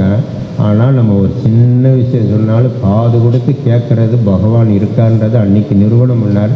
அந்த கதையை கேட்டுட்டு என்ன ஒரு கமெண்ட் சொன்னாருன்னா, குமாரவேல் மற்றவங்க மாதிரி காக்கா நரி கதைலாம் சொல்ல மாட்டார். அவர் வந்து சத்ரபதி சிவாஜி, வீர சிவாஜி கதை சொல்லுவார்னு அப்படி ஒரு அப்ரிசியேஷன் கொடுத்துட்டு போயிட்டார். இது மாதிரி சின்ன சின்ன விஷயங்கள்லாம் நம்மளை ஊக்குவிப்பார். நம்மளை வந்து ஒரு நெகட்டிவிட்டியே இருக்காது. அவர்கிட்ட வந்து எல்லாம் பாசிட்டிவ் தான், ஏற்றம் தான். அப்படி ஒரு மோட்டிவேஷன் ஃபேக்டர் அவர்கிட்ட இருக்கும். ஒரு 7th ஸ்டாண்டர்ட் 8th ஸ்டாண்டர்ட் போகும்போது குமார் ஸ்டாண்ட் அப் பண்ணார். எந்திரிச்சு நின்னேன். எதுக்கு எந்திரிக்க சொன்னாருன்னுலாம் எனக்கு தெரியல. திடீர்னு பார்த்து என்னோட கல்யாணத்தை பற்றி பேச ஆரம்பிச்சிட்டார். Kumaravel's marriage will be a divine marriage. நாங்கள் மதுரையில் தானே இருந்தோம். River Vaigai will dance with joy அப்படின்னார். Kumaravel's wife will be so very beautiful. Even Rambha Tilottama will be ashamed to see her beauty அப்படின்னு சொல்லி திரும்ப நான் 8ஆம் கிளாஸ் படிச்சுட்டு இருந்தேன். ஒரு எங்கள் அண்ணன் உட்காந்து என்னை அப்படி நக்கலாக பார்த்து சிரிக்கிறான். நான் வெக்கத்தில் தலையை தொங்க போட்டுக்கிட்டு இருக்கேன். அவர் திரும்ப இதே சொல்லிக்கிட்டே இருக்கார். அப்போ 8th ஸ்டாண்டர்டில் நடந்து அதுக்கு பிறகு கல்யாணம் வந்து இது வந்து எப்போ ஒரு 77 78 அந்த டைமில் நடந்தது. கல்யாணம் 93 நடந்தது. நீங்கள் நம்ப மாட்டீங்க. அது வரைக்கும் வைகை ரிவரில் வந்து அழகர் ஆற்றுல இறங்கும்போது கொஞ்சம் தண்ணி வரும், பயங்கர மழை வந்துச்சுன்னா தண்ணி வரும். மற்ற நேரங்கள்லாம் ஊர் கழிவுகள்லாம் அது வெளியாக போகிற மாதிரி தான் இருக்கும். நம்ப மாட்டீங்க, என் கல்யாணம் ஆனப்போ சாமி நடத்தி வச்ச லீலை அந்த டைமில் இன்னொன்று சொன்னார். People like this beggar don't have to beg anymore after Kumaravel's marriage அப்படின்லாம் சொன்னார். அதுக்கு பிறகு என்ன ஆச்சுன்னா, அந்த 93ல் 6 மாதம் காலம் வைகையில் ஆற்று பாலத்துக்கு மேலே தண்ணி ஓடிச்சு. 6 மாதம் காலம். அப்போ அவரோட வாக்கு வந்து எவ்வளோ சக்தி வாய்ந்த வாக்காக இருக்குன்றது புரியுது, எது நடக்க போகுதுன்றது புரியுது. அப்போ சொல்கிறார் இல்லையா, Kumaravel's wife will be so very beautiful அப்படின்னு இருக்கார். இங்கே இந்த இருக்கா ஐஸ்வர்யா இருக்கா, அவளை பற்றி தான் சொல்கிறார். Beautiful not in the sense of physical பியூட்டிலாம் கிடையாது. சாமி வந்து ஒரு அழுக்கு உடை தான், ஆனால் அதில் ஒரு அழகு இருக்குது பாருங்களேன். அதோட அழகு அது எப்படி வருது அப்படின்னா, அந்த தெய்வீகம் வெளியில் வரும்போது அது வந்து அதெல்லாம் அந்த அழுக்கெல்லாம் பிச்சு உதறி அதுக்கு மேலே ஒரு பிரகாசம் வருது, அந்த தெய்வீக ஒளி, அதுதான் அழகு. அப்போ அந்த பியூட்டின்றது எப்போ வரும் அப்படின்னா, இதெல்லாம் நமக்கு ஒரு பாடம். என்ன ஒரு பாடம்னா, என்றைக்கு நீங்கள் பகவானுக்கு சேவை பண்ண ஆரம்பித்தீங்களோ அன்னைக்கு அழகு வந்துடும், அது தானாக வந்துடும். குருஜி வந்து சொல்லுவார், என்ன சொல்லுவார் அப்படின்னா, மனுஷனாக பிறக்கிறது ரொம்ப அபூர்வம், அதில் ஒரு நல்ல அப்பா அம்மா கிடைக்கிறது ரொம்ப பெரிய விஷயம். அதெல்லாம் கிடச்சி உனக்கு பணம் இருக்கும், பேர் இருக்கும், புகழ் இருக்கும், எல்லாம் கிடச்சி உன் லைஃப்பில் ஒரு குரு கிடைக்கலன்னா உன் லைஃப்பு 0 தான், முட்டை தான், அதுக்கு அர்த்தமே இல்லை. ஆனால் உன் வாழ்க்கையில் ஒரு குரு வந்தானா அது ஒரு அர்த்தமுள்ள வாழ்க்கையாக மாறும். அவர் சொல்படி நீ நடந்தீன்னா அவர் உனக்கு ஒரு மந்திரம் கொடுப்பாரு. அதுலேயும் ஒரு குரு மந்திரம் உனக்கு கிடச்சுன்னா ரொம்ப பெரிய பாக்கியம். அதை நீ சொல்லிக்கிட்டே இருந்தீங்கன்னா உனக்கு சத்சங்க இது மாதிரிலாம் கொடுப்பாரு. நாம சொல்ல சொல்ல உனக்கு சத்சங்கெல்லாம் கொடுப்பாரு. அதையும் நீ நல்லா ஆர்வத்தோடு ஈடுபடுத்திக்கிட்டீங்கன்னா அதுக்கு மேலே ஒரு விஷயத்தை கொடுப்பாரு. என்ன கொடுப்பாருன்னா, அவருக்கு கைங்கரியம் பண்ணுறதுக்கு ஒரு பாக்கியத்தை கொடுப்பாரு. அது யாருக்கும் ரொம்பலாம் கொடுத்துருக்க மாட்டார். யாரை அவருக்கு ரொம்ப பிடிக்குதோ அவருக்கு பார்த்து பார்த்து தான் கொடுப்பாரு தவிர, அந்த அவருக்கு கைங்கரியம் பண்ணுற ஒரு சான்ஸ் கிடச்சிருச்சு, அதை நீ மிஸ் பண்ணிடவே பண்ணிடாத. லோகத்தில் அது கிடைக்கவே கிடைக்காது. அப்படின்னு சொன்ன வார்த்தை, அந்த பியூட்டின்னு சொன்ன வார்த்தைக்கு இதுதான் அர்த்தன்றது புரிஞ்சுது. ஏன் புரிஞ்சதுன்னா, இன்றைக்கி ஐஸ்வர்யா வந்து சிவகாசியில் பகவானுக்கு இது மாதிரி ஒரு ஆலயம் இருக்குது. பகவானை கவனிச்சுக்கிற கைங்கரியம் அவள் தான் ஃபுல்லாக பார்க்குறாரு. ஸோ அந்த அர்த்தத்தில் தான் பகவான் வந்து அந்த பியூட்டியை சொல்லியிருக்கார். So we become very beautiful when we serve him. அந்த பியூட்டியை வந்து தானாக அவர் நமக்கு கொடுத்துருவார். அழகாக இருக்கிறது எல்லாரும் நமக்கு ஆசைப்படுற ஒரு பெரிய விஷயந்தான். அந்த அழகு என்னன்னா, ஆண்டவனான இருக்கிற குருட்ட தான் அந்த அழகு இருக்குது. அந்த ஆண்டவனை அனுபவித்து அவருக்கு சேவை பண்ணுறதில் கிடைக்கிற ஆனந்தம் மாதிரி வேறு எந்த விஷயத்துலையும் ஆனந்தம் கிடைக்காது. நமக்கெல்லாம் அப்படி ஒரு பாக்கியம் இருக்குது. அந்த பாக்கியத்தை நம்ம அனுபவிச்சுக்கிட்டே இருக்கோம். அது மாதிரி சன்னதி தெரு வீட்டில் நிறைய சுவையான அனுபவங்கள்லாம் கிடச்சிருக்கு. அதில் ஒரு இன்ட்ரெஸ்டிங்கான அனுபவம் நமக்கு எல்லாருக்குமே சாப்பாட்டு வகையில் எல்லாருக்கும் வடை பிடிக்குமா? யாருக்குள்ள? எனக்கு ரொம்ப பிடிக்கும். உளுந்த வடைன்னா பிடிக்கும். எல்லாருக்கும் பிடிக்குமா? ஓகே, எல்லாருக்கும் பிடிக்கும் இல்லையா? அப்போ அது சாமி கொடுத்தா ரொம்ப பிடிக்கும் இல்லையா? ஒரு முறை நான், எங்கள் அண்ணன் பேர் டாக்டர் லம்போதரன். அப்போ சின்ன ஸ்கூல் கோயிங் சில்ட்ரன் தான் நாங்கள். சன்னதி தெரு வீட்டில் ஒரு 77 அந்த மாதிரி இருக்கும். அப்போ எங்கள் கணேச மாமா, ஞானகிரி கணேசன், எங்கள் உமாமாவட்டி சித்தப்பா, அவங்க 2 பேரும் திருவண்ணாமலைக்கு போகிறோம் அப்படின்னு சொல்லி எங்கள் வீட்டு வழியாக போகும்போது எங்கள் அப்பா அம்மா எங்களையும் அவங்களோட அனுப்பிட்டாங்க. அனுப்பினோடனே நாங்கள் 4 பேர் சாமி சன்னதி தெரு வீட்டில் இருந்தாங்க. போய் நிற்கிறோம். உள்ளே நுழைஞ்சோன்னே, என்ன what combination you people have அப்படின்னா, என்ன ஒரு காம்பினேஷனில் நீங்கள் வந்திருக்கீங்க. அப்போ சாமி வந்து அவரோட ஃபேமிலியோடு வர்றது தான் விரும்புகிறாருன்றது புரியுது. பட் நாங்கள் தெரியாமல் போயிட்டோம். எங்கள் 4 பேரும் உள்ளே உட்கார வச்சுருந்தார். ஒரு அலுமினியம் டப்பா, ஒரு தூக்குவாளி இருந்துச்சு. அது எங்கேயோ அப்படி தேடி பிடிச்சி இழுத்தார், திறந்தார். அதுலேருந்து ஒரு வாடை, தாங்க முடியாத வாடை. உள்ளேருந்து ஒரு எடுக்கிறாரு, உளுந்த வடை. ஆனால் அது உளுந்த வடை இல்லை, ஊசி போன உளுந்த வடை. இப்படி பிரிக்கிறாரு, நூலாக வருது. எங்கள் அண்ணன் என்னை பார்க்குறான், இந்த வடை அவனுக்கு போனால் தேவையில்லையே அப்படின்னு நினைக்கிறான். நான் அவனை பார்க்குறேன், இந்த வடை அவனுக்கு போனால் தேவையில்லையா சாமி, தயவு செய்து எனக்கு கொடுத்துடாதீங்கன்றது எங்கள் மனசுக்குள்ளே தான் ஓடுது. ஓடணுன்னு அண்ணனை கூப்பிட்றாரு, லம்போதரா அப்படின்னா, சரிடா மாட்டிக்கிட்டேன். எனக்கு அப்பா கிரேட் எஸ்கேப், நம்மளை விட்டாரு சாமின்னு சொல்லி அவனுக்கு கொடுத்துட்டாரு. வாங்கிட்டு வந்து உக்காந்துட்டான். அடுத்தது என்னையை கூப்பிட்றா, சரி மாட்டிக்கிட்டோன்னு வாங்கிட்டு வந்து உட்காந்துட்டேன். அடுத்தது மாமாவை கூப்பிட்டாரு, சித்தப்பாவை கூப்பிட்டாரு. எல்லாருக்கும் ஊசி போன வடை. ஊசி போன வடை யாராலையும் சாப்பிடவே முடியாது. ஆனால் அது சாமி கைப்பட்டு வந்தனால ஊசி போன வடை ருசியான வடையாக இருந்தது. சாப்பிட்டோம். ஊசி போன வடை ருசியான வடைன்றது சாமி கைப்பட்டு அது நம்ம கையில் ஒரு பிரசாதமாக வந்துச்சுன்னு வச்சுக்கோங்களேன். ஊசி போன வடை கூட ருசியான வடையாக மாற்றுவாருன்றது அன்றைக்கி ருசித்து பார்த்தோம். அதில் என்ன அர்த்தம் அவர் சொல்கிறார் அப்படின்றது இப்போ யோசித்து பார்த்தா, அப்போ வந்து நாங்கள் என்ன, நான் ஒரு 7th ஸ்டாண்டர்ட் படிச்சிருப்பேன், அண்ணன் ஒரு 9th ஸ்டாண்டர்ட் படிச்சிருப்போம். இப்போ யோசித்து பார்த்தா புரியுது. வாழ்க்கையில் இந்த ஊசி போன வடை மாதிரி எத்தனையோ நிகழ்வுகள், எத்தனையோ சோதனைகள் நம்மளால் ஏற்றுக்கிடவே, நம்ம மனசில் ஏற்றுக்கிடவே முடியாது. எல்லாருக்கும் கஷ்டம் ஏதோ ஒரு விதத்தில் வந்துக்கிட்டே இருக்குன்றது அது யாராலையும் மறக்கவே முடியாது. சோதனைகளும் சரி, வேதனைகளும் சரி, எந்த ரூபத்தில், எந்த இடத்துல, எந்த நேரத்தில் வரும்னு யாராலையும் சொல்லிக்கிறவே முடியாது. அப்படி வரும்போது இந்த ஊசி போன வடை மாதிரி தான் நம்மளால் ஏற்றுக்கிட முடியாத ஒரு சூழ்நிலையில் நம்ம ஒதுக்கப்படுறோம். ஆனால் அந்த மாதிரி ஒரு வேதனையும் சோதனையும் சாமி வந்து இது பிரசாதமாக கொடுக்குறாருன்னு நினைச்சோன்னு வச்சுக்கோங்க. அந்த சோதனையும் சாதனையும் அது சாமியோட பிரசாதம் நாம் நினச்சோம்னா, அந்த சோதனையும் வேதனையும் சாமி வந்து என் பக்தன் இதை வந்து என்னோட பிரசாதமாக நினச்சிட்டா இதை அவனுக்கு நான் சாதனையாக மாற்றி தருவேன்னு சொல்லி எப்படி அந்த ஊசி போன வடையை ருசியான வடையாக மாற்றுறாரோ, வாழ்க்கையில் நமக்கு வரக்கூடிய சோதனையும் வேதனையும் பகவான் கொடுக்குற பிரசாதம் நாம் என்னைக்கு மனப்பக்குவத்தோடு ஏற்றுக்கிறோமோ, பகவானோட நாமமான யோகிராம் சுரத்குமார், யோகிராம் சுரத்குமார், யோகிராம் சுரத்குமார், ஜெயகுருராய. எந்த ஒரு கஷ்டத்தையும் சோதனையும் வேதனையும் பகவானோட பிரசாதம் நினச்சி அவரோட நாமத்தை சொல்லி ஏற்றுக்கிறோமோ, அந்த சோதனை வேதனை அத்தனையும் ஒரு சாதனையாக மாற்றி கொடுக்கறது நம்ம பகவான் யோகிராம் சுரத்குமார்ன்றது இந்த ஊசி போன வடை மூலமாக ஒரு பெரிய அனுபவத்தை உணர்த்தி அன்றைக்கி பகவான் காமிச்சார்.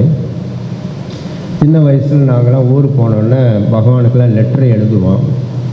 அதுக்கு பகவான் பதிலுக்கு லெட்டர் எழுதுவார்.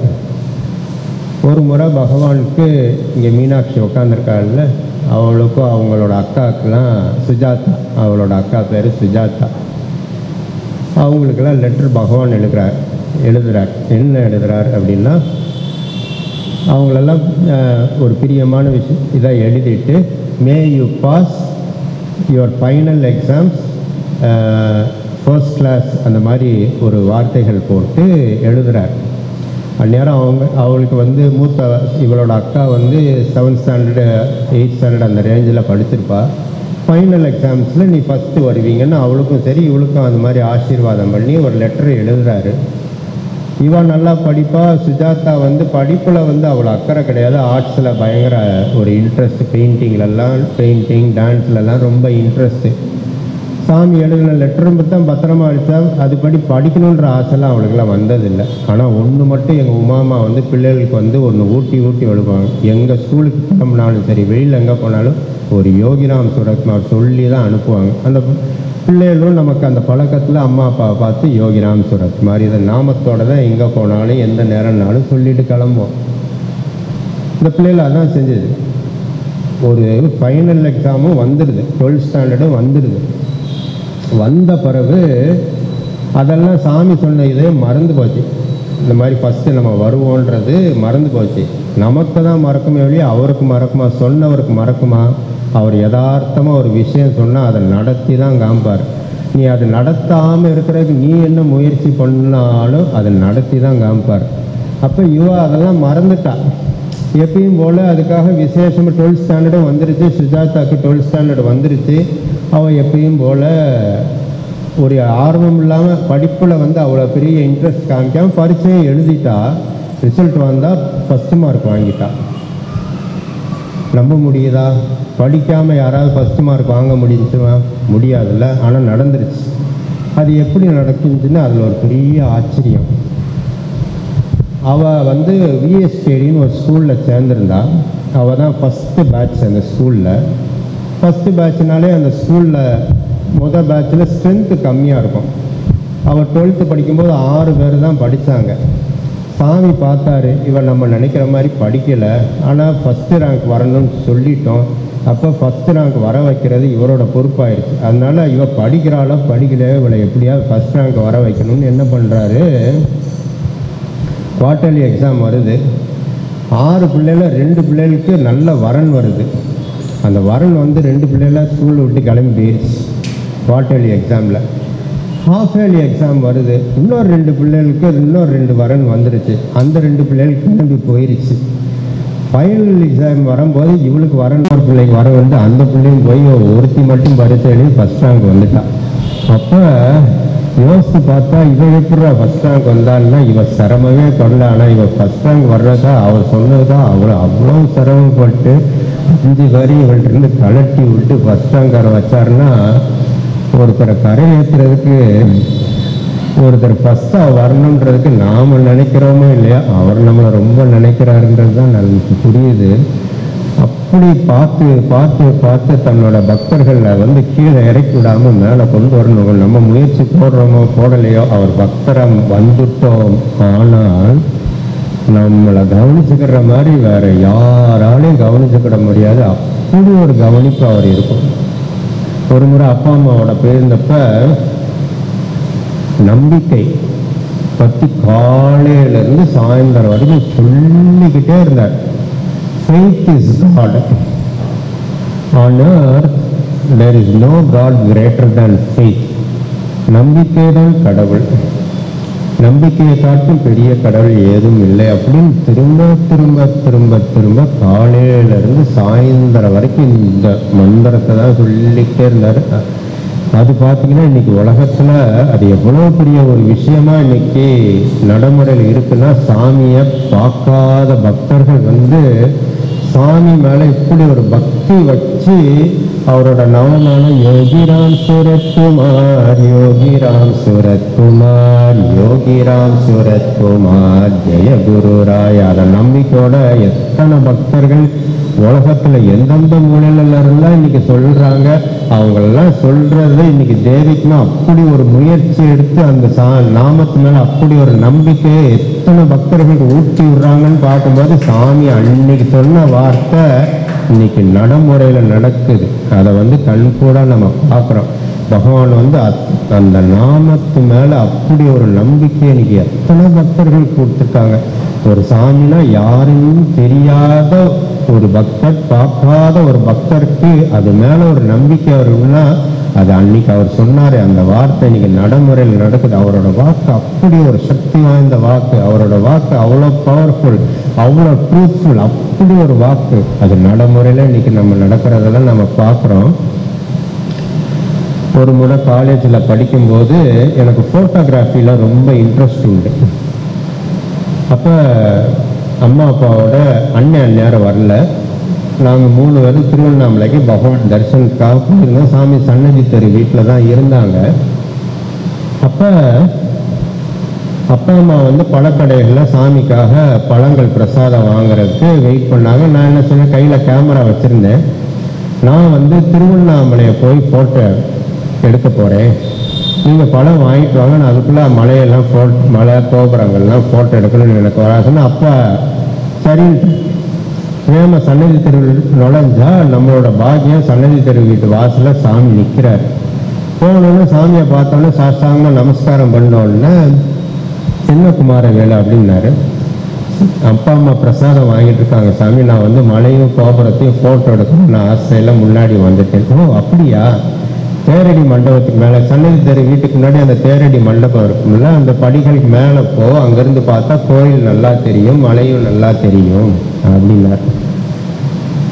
அப்போ நான் மேலே போனேன். கீழே இருந்து சாமி அப்படியே பார்க்குறாங்க. நான் மேலே இருந்து அந்த கோபுரத்தையும் மலையும் ஃபோட்டோ எடுத்துட்டு கீழே என்ன எடுத்துட்டியா அப்படின்னாரு. எடுத்துட்டேன் சாமி. இப்போ இன்னொரு ஃபோட்டோ நீ எடு அப்படின்னாரு. அதுதான் ஃபஸ்ட்டு டைம் சாமி அவரை என்னை எடுக்க சொல்கிறார். அவர் சொன்ன வார்த்தை என்ன அப்படின்னா, Kumaravelu, now you take a picture of this beggar, the temple and the hill அப்படின்னார். இப்போ இந்த பிச்சைக்காரனையும் கோயிலையும் அந்த மலையும் சேர்த்து ஒரு ஃபோட்டோ எடு அப்படின்னார். இப்போ அந்த ஃபோட்டோ எப்படி வந்துச்சு, அவ்வளோ அழகாக, அவர் வாக்குப்படி அவ்வளோ அழகாக வந்துச்சு. அவர் வாக்கு இதுக்கு முன்னாடி என்ன சொல்லியிருக்காருன்னா, இந்த பிச்சைக்கார யுகமா அண்ணாமலையார் கோயிலுக்குள்ள தான் இருக்கேன், இந்த பிச்சைக்கார யுகமா சிதம்பரத்தில் இருக்கேன், இந்த பிச்சைக்கார யுகமா ராமேஸ்வர கோயிலில் இருக்கேன், இந்த பிச்சைக்கார யுகமா மதுரை மீனாட்சி அம்மன் கோயிலில் சுந்தரேஸ்வரராக இருக்கேன் அப்படின்ற ஒரு சொன்ன வாக்கு அண்ணாமலையார இவர் தான் யுகமா இருக்கான்றது அந்த ஃபோட்டோவில் உணர்த்தினார். அது எப்படி அந்த ஃபோட்டோ அமைஞ்சதுன்னா, Kumaravelu, you take a picture of this beggar, the temple and the hill அப்படின்றாரா. அது அப்படி ஒரு லைன், சாமி முன்னாடி நிற்பாரு, பின்னாடி கோபுரம், அதுக்கு பின்னாடி மலை, அது ஒரு லைன். அப்படி பார்த்தீங்கன்னா மலை மலை வேற இல்லை, அண்ணாமலையார் கோயில் வேற இல்லை. அண்ணாமலையார் கோயிலுக்குள்ள இருக்கிற அண்ணாமலையார் சாட்சாத் பகவான் யோகிராம் சூரத்குமார் அப்படின்ற மாதிரி அந்த ஃபோட்டோ அவ்வளோ அழகாக இருந்துச்சு.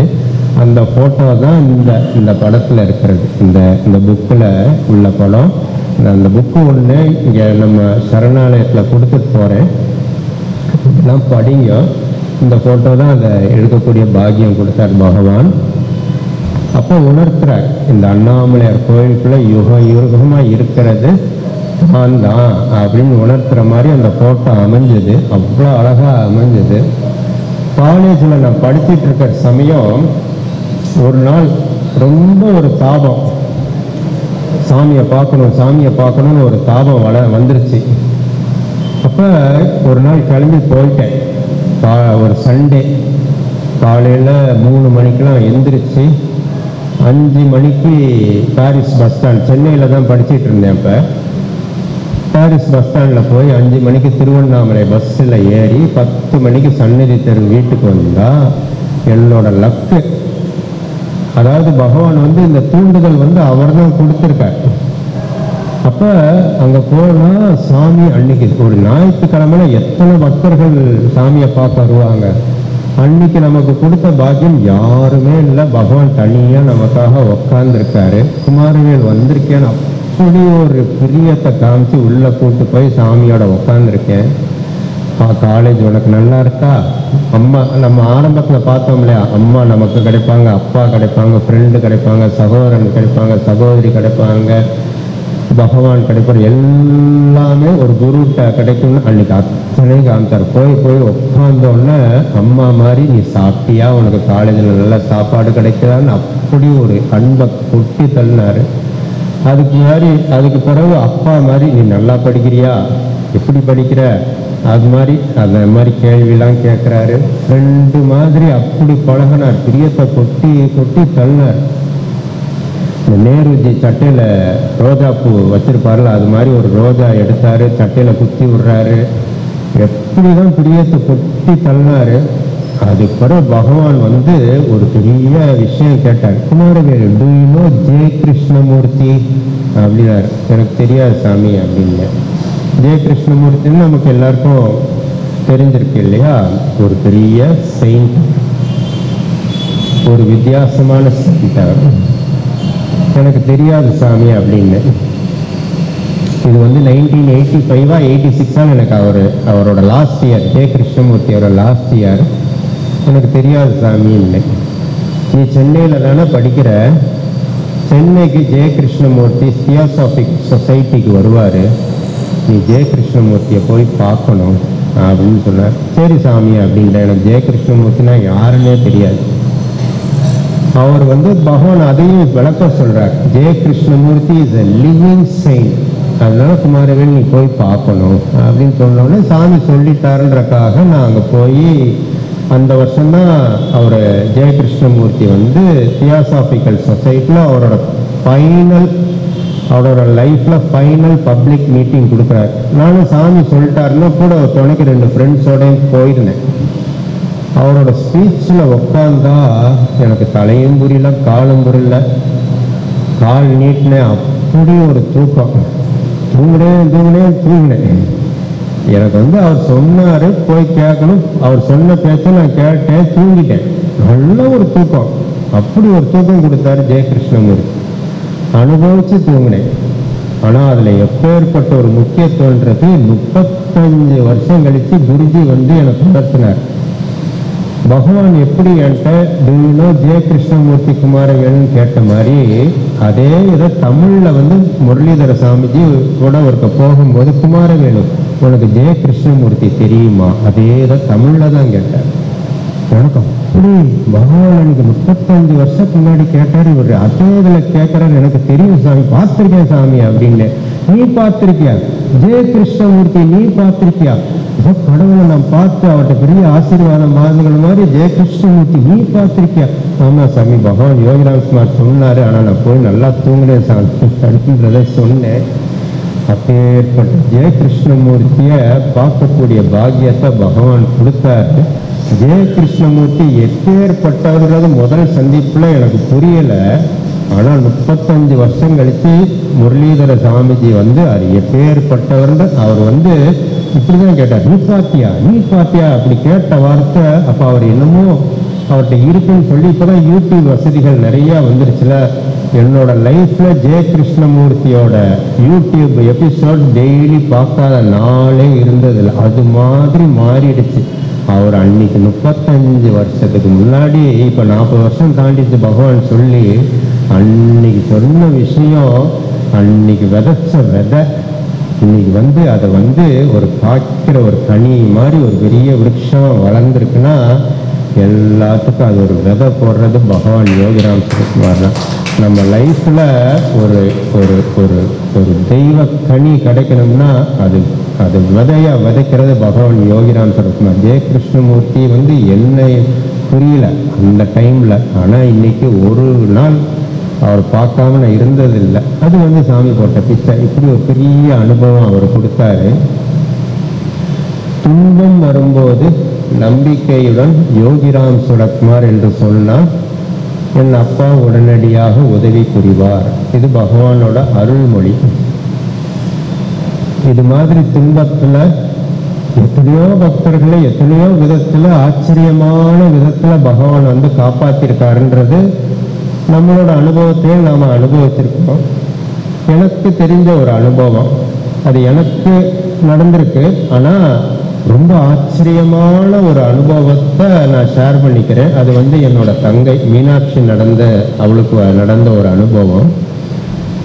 அவள் சென்னையில் WCC விமென்ஸ் கிறிஸ்டியன் காலேஜில் படிக்கிறாள். அவளும் அவங்க அக்கா மாதிரி அந்த VSKD ஸ்கூலில் தான் படிக்கிறாள். சாமி சொன்ன மாதிரி அவளும் 12th ஃபஸ்ட் ரேங்க். அவள் படித்து வாங்கினா அவங்க அக்கா படிக்காமல் அவளை ஃபஸ்ட் ரேங்க் வாங்க வச்சிட்டா. இவள் படித்தனால இவளை ரொம்ப கவனிக்கல. இவள் ஃபஸ்ட் ரேங்க் வந்துடுவார்னால இவள் இதில் ரொம்ப முயற்சி எடுக்கலை. யார் ரொம்ப முயற்சி எடுக்கலையோ அவங்களுக்காக பகவான் ரொம்ப முயற்சி எடுத்து அந்த வாக்கை சத்தியம் பண்ணிடுறாரு. இவளை ஃபஸ்ட் ரேங்க், இவளையும் ஃபஸ்ட் ரேங்க் வர வச்சிடுறாரு. இவன் சென்னையில் WCCயில் படிக்கிறாள். அது வரைக்கும் ஹாஸ்டல் படிப்பு வாழ்க்கைன்றது இவளுக்கு புதுசு. இங்கே சென்னையில் தண்டையார்பேட்டையில் அவளோட சித்தப்பா தான் லோக்கல் கார்டியன். அப்போ ஹோம்சிக்கா, அந்த ஃபஸ்ட் இயரில் ஹோம்சிக்கா இருப்போம் இல்லையா, அப்போ எவ்ரி வீக்கெண்ட் அவங்களோட சித்தப்பா வீட்டுக்கு அவள் போகிறது உண்டு. காலேஜ் ரோடில் தான் அந்த காலேஜ் இருக்குது WCC. அந்த காலேஜிலேருந்து 10Vன்னு ஒரு பஸ்ஸு, அது லிமிட்டட் ஸ்டாப்ஸாக அங்கேருந்து தண்டையார்பேட்டை போகக்கூடிய பஸ்ஸு. ஒரு நாள் வீக்கெண்ட் வருது, சாட்டர்டே போக முடியல சில காரியங்களால். ஒரு ஞாயிற்றுக்கிழமை காலையில் கிளம்புறா.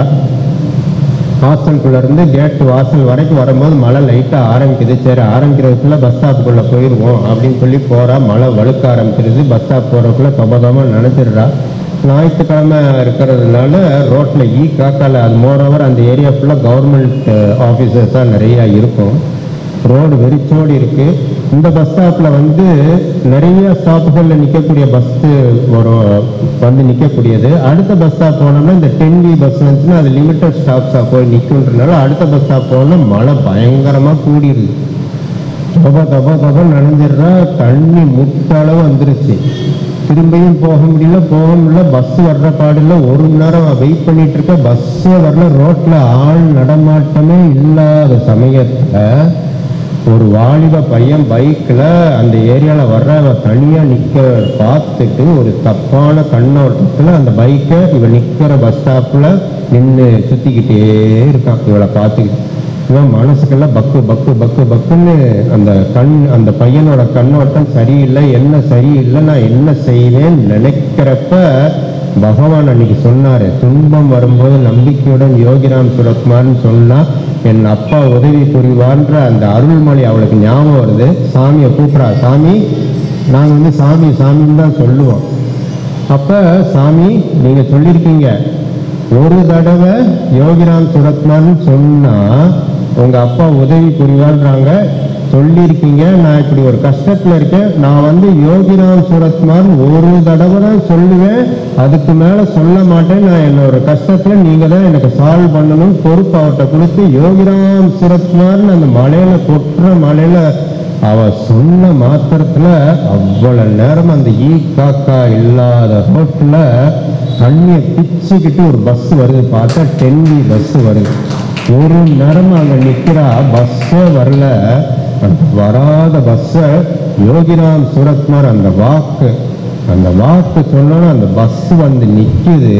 பஸ்ஸுக்குள்ள டிரைவர் இருக்காரு, கண்டக்டர் இருக்காரு, வேற யாரும் இல்லை. இவ ஏறினா இவளுக்கு பாதுகாப்பாக துணையாக ஒரு ஆள் இருக்கும்ல, துணைக்கு ஒரு வயசான அம்மா பக்கத்தில் உட்காந்துருக்கு. என்ன ஆகுது, பஸ்ஸு வேற அது ஏற்கனவே ஒரு லிமிட்டட் ஸ்டாப் உள்ள பஸ் சர்வீஸு.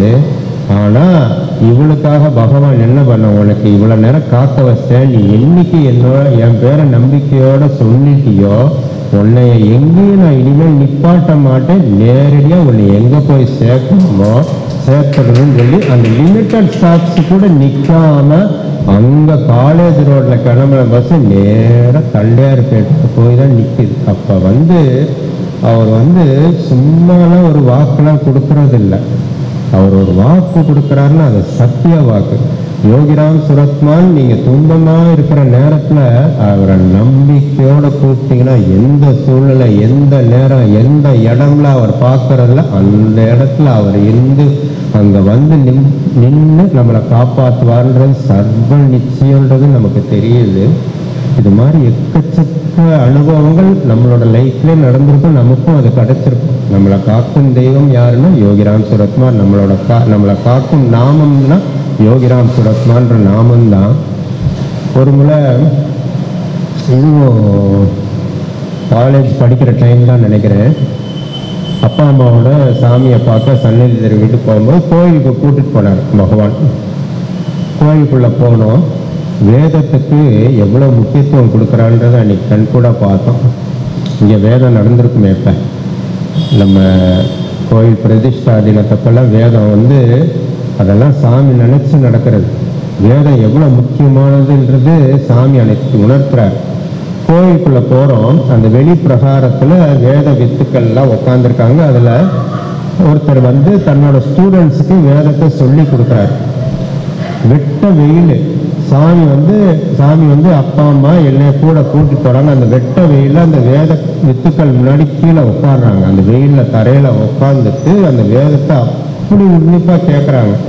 அந்த வேத வித்து அந்த ஸ்டூடெண்ட்ஸுக்கெல்லாம் பாடம் எடுத்து முடிச்சோன்னா சாமி அந்த வேத வித்தோட காலில் சாஷ்டாங்கமா உழுகுறாங்க. உழுந்துட்டு நாங்களும் சாமி உழுகிறாருன்னு சொல்லி அந்த வேத வித்துக்கள் முன்னாடி சாஷ்டாங்கமா உழுகிறோம். உழுந்த பிறகு சாமி அப்பாவை பார்த்து அந்த வேத வித்துக்கு ரூபா கொடுக்கணும்னு ஒரு 100 ரூபா வாங்கி அந்த வேத வித்துக்கள் கொடுத்து சாமி நமஸ்காரம் பண்ணோன்னா அந்த வேத வித்து பதறிட்டார். எப்படி பதறினான்னா, சாட்சாத் அண்ணாமலையாரே நீங்க எப்படி என் காலில் உழுகலான்னு சாமி வார்த்தையே பேசல, கையை அப்படி வானத்துல காமிச்சாரு. அப்போ வேதம் எவ்வளோ முக்கியன்றது அன்னைக்கு உணர்த்தி காமிச்சாரு. சாமியோட அப்பா கையை பிடிச்சிட்டு அப்படியே சுற்றி கோயிலுக்கு பின்னாடி போய் உட்காந்தோம். அந்த வெளிப்பிரகாரத்தில் உட்கார்ந்துருந்த பார்த்தா பின்னாடி அண்ணாமலை அவ்வளோ அழகாக தெரியுது. சாமி உட்காந்துருக்காங்க, பக்கத்தில் அப்பா அம்மா நானும் உட்காந்துருக்கோம். உடனே சாமி என்ன சொல்கிறாங்கன்னா, we shall look at the peak அப்படின்றாங்க. மலையோட உச்சியை பார்ப்போம் அப்படின்றாங்க. மலையோட உச்சியை பார்த்துக்கிட்டே இருக்கோம். எனக்கு அப்போ சின்ன வயசு தானே, நான் கொஞ்ச நேரத்தில் அப்படி தலையை இப்படி தொங்க போட்டுருவேன். உடனே சாமி நான் தலையை தொங்க போட்டேன்றதை கவனிச்சுட்டு Kumaravelu look at the peak அப்படின்பார். உடனே மேலே நிமிர்ந்து இப்படி பார்ப்பேன். சரி பார்த்தாச்சுலன்னு கொஞ்ச நேரத்தில் தலையை கீழே போடுவேன். திரும்பி விட மாட்டார். குமாரவேலு லுக் அட் த பீக்குன்னு பாரு. என்னடா இப்போதான்டா பார்த்தோம், திரும்பி எதுக்கடா சாமி பார்க்க சொல்கிறாரு அப்படின்னு நினச்சி திரும்ப சாமி சொல்லியிருக்காருன்றக்காக அப்படி பார்ப்பேன். திரும்ப கொஞ்ச நேரத்தில் தலை கீழே விடும். திரும்பியும் விடமாட்டார். குமாரவேலு லுக் அட் த பீக்குன்னு பாரு. அவர் சொன்ன காரியம் நிறைவேற்றுற வரைக்கும் நம்மளை விடவே, செஞ்சிட்டோம்னா நமக்கு லேசு, இல்லாட்டினா நம்மளை அதை பார்க்குற வரைக்கும் விடவே மாட்டார். அந்த பீக்கை நான் விடாம பார்க்குற வரைக்கும் அதை விடாம சொல்லி என்னை பார்க்க வச்சார். ஆனால் எதுக்காக பார்க்க வச்சாருன்றது அப்போ புரியல, இப்போ புரியுது. என்ன புரியுதுன்னா, லைஃப்ல நம்மளோட லட்சியம் என்னவா இருக்குன்னா உச்சத்தை தான் பார்க்கணும். உச்சம் எது?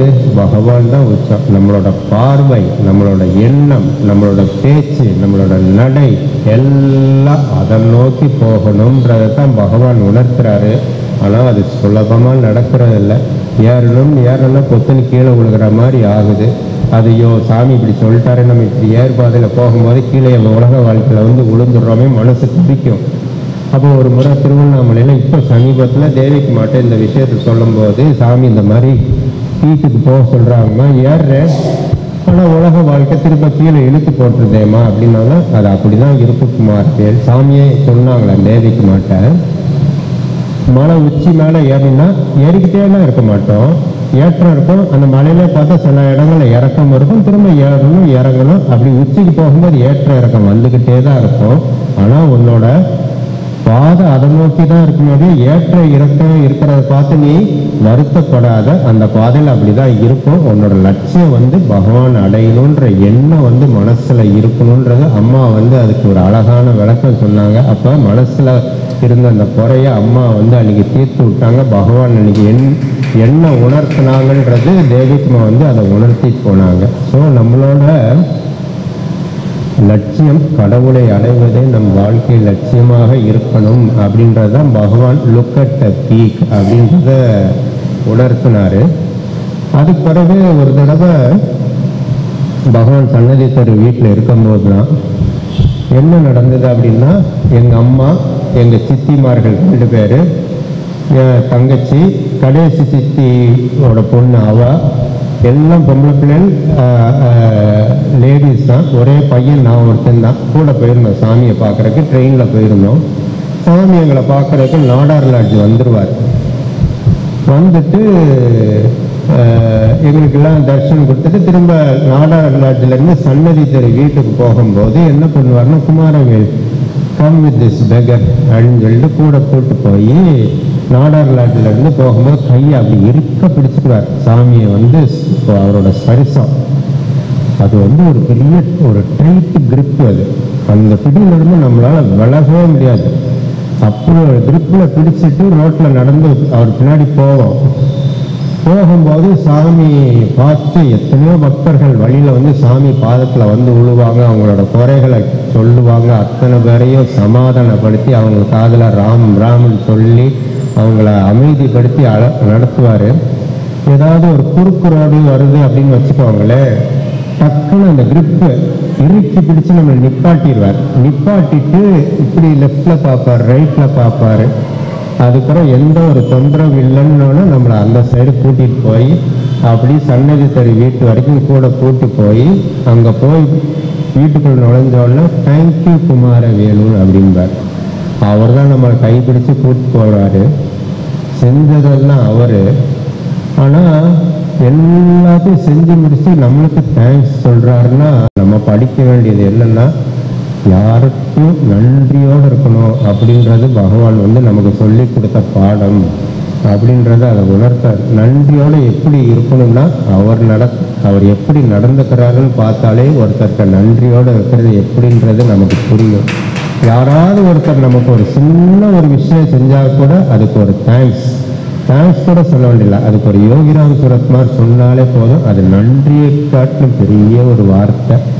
நன்றிக்கு ஒரு ஒரு ஒரு வேற ஒரு வார்த்தையில அழகான ஒரு வார்த்தையா போடலாம், யோகிராம் சுரத்குமார்னு போடலாம். நன்றின்ற வார்த்தைக்கு அப்படி ஒரு எடுத்துக்காட்டினா யோகிராம் சுரத்குமார் தான். அது மட்டும் இல்லை, அன்னைக்கு அந்த சம்பவத்தில் இன்னொன்று படிக்க தெரிஞ்சது என்ன அப்படின்னா, யோகிராம் சுரத்குமார்ட்ட யார் வந்து என்ன சொன்னாலும் அதை காது கொடுத்து கேட்டேன். யாரும் அலட்சியமே படுத்தலை. அப்போ அது ஒரு பெரிய விஷயம், படிக்கக்கூடிய ஒரு பாக்கியம். யாரையும் அலட்சியம் பண்ணிடாத, யாரும் குறைஞ்சவங்க கிடையாது. எல்லாரும் மனசுலையும் ஏதோ ஒரு கஷ்டம் இருக்கும்.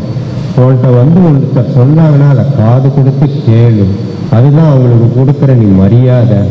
ஒருத்தவங்களோட கஷ்டத்தை நீ காது கொடுத்து கேட்டினாலே அவங்களோட கஷ்டம் பாதி கஷ்டம் அது போன மாதிரி அவங்க உணர்வாங்கன்றதெல்லாம் உணர்த்தினார். இது மாதிரி லைஃப்பில் தேவையான சின்ன சின்ன விஷயங்கள்லாம் நமக்கு சொல்லி கொடுத்தது யாருன்னா பகவான் யோகிராம் சுரத்குமார் தான். அப்படி இருக்கும்போது கடைசி நாள் நாங்கள் ஒரு 3 நாள் இருந்தோம். அந்த 3 நாள் வந்து முடிஞ்ச பிறகு என்னோட சித்தப்பா எங்களை எல்லாரையும் கூப்பிட வந்தார். சிவகாசியிலேருந்து எங்களோட சுரேந்தர் சித்தப்பா கூப்பிட வந்தார், காரில் கூப்பிட வந்தார். அன்னைக்கு சாமி நாடார் லாட்ஜில் தான் எங்களை பார்த்து வந்திருந்தாங்க. அப்போ கிளம்பும்போது சித்தப்பாட்ட, சுரேந்திரா இந்த பிச்சைக்காரனை வந்து ஒரு ஃபங்க்ஷனுக்கு போக வேண்டியிருக்கு, இறக்கி விட்டு முடியுமா அப்படின்னாங்க. சித்தப்பா சரின்னொன்னே சாமி காரில் ஏறினாங்க. வழக்கம் போல என்னையும் காரில் ஏற்றிக்கிட்டாங்க. ஏற்றிக்கிட்டு சாமி பக்கத்தில் தான் உட்கார்ந்துருந்தேன். அப்போ சாமி சட்டப்பையில் அவரோட அசைவுகள் ஒவ்வொன்றுமே அவ்வளோ அழகுன்னு அப்படி ஒரு அளவு இருக்கும். ஒரு ஒரு விரல் அசைவு, ஒரு சிரிச்சா தாடி சிரிக்கும், எந்த ஒரு சின்ன சின்ன அசைவுகள் கூட அவ்வளோ அழகாக இருக்கும். அழகாக அவரோட சட்டப்பைக்குள்ள இருந்து அப்படி காஞ்ச நெல்லிக்காயாக எடுத்தார்.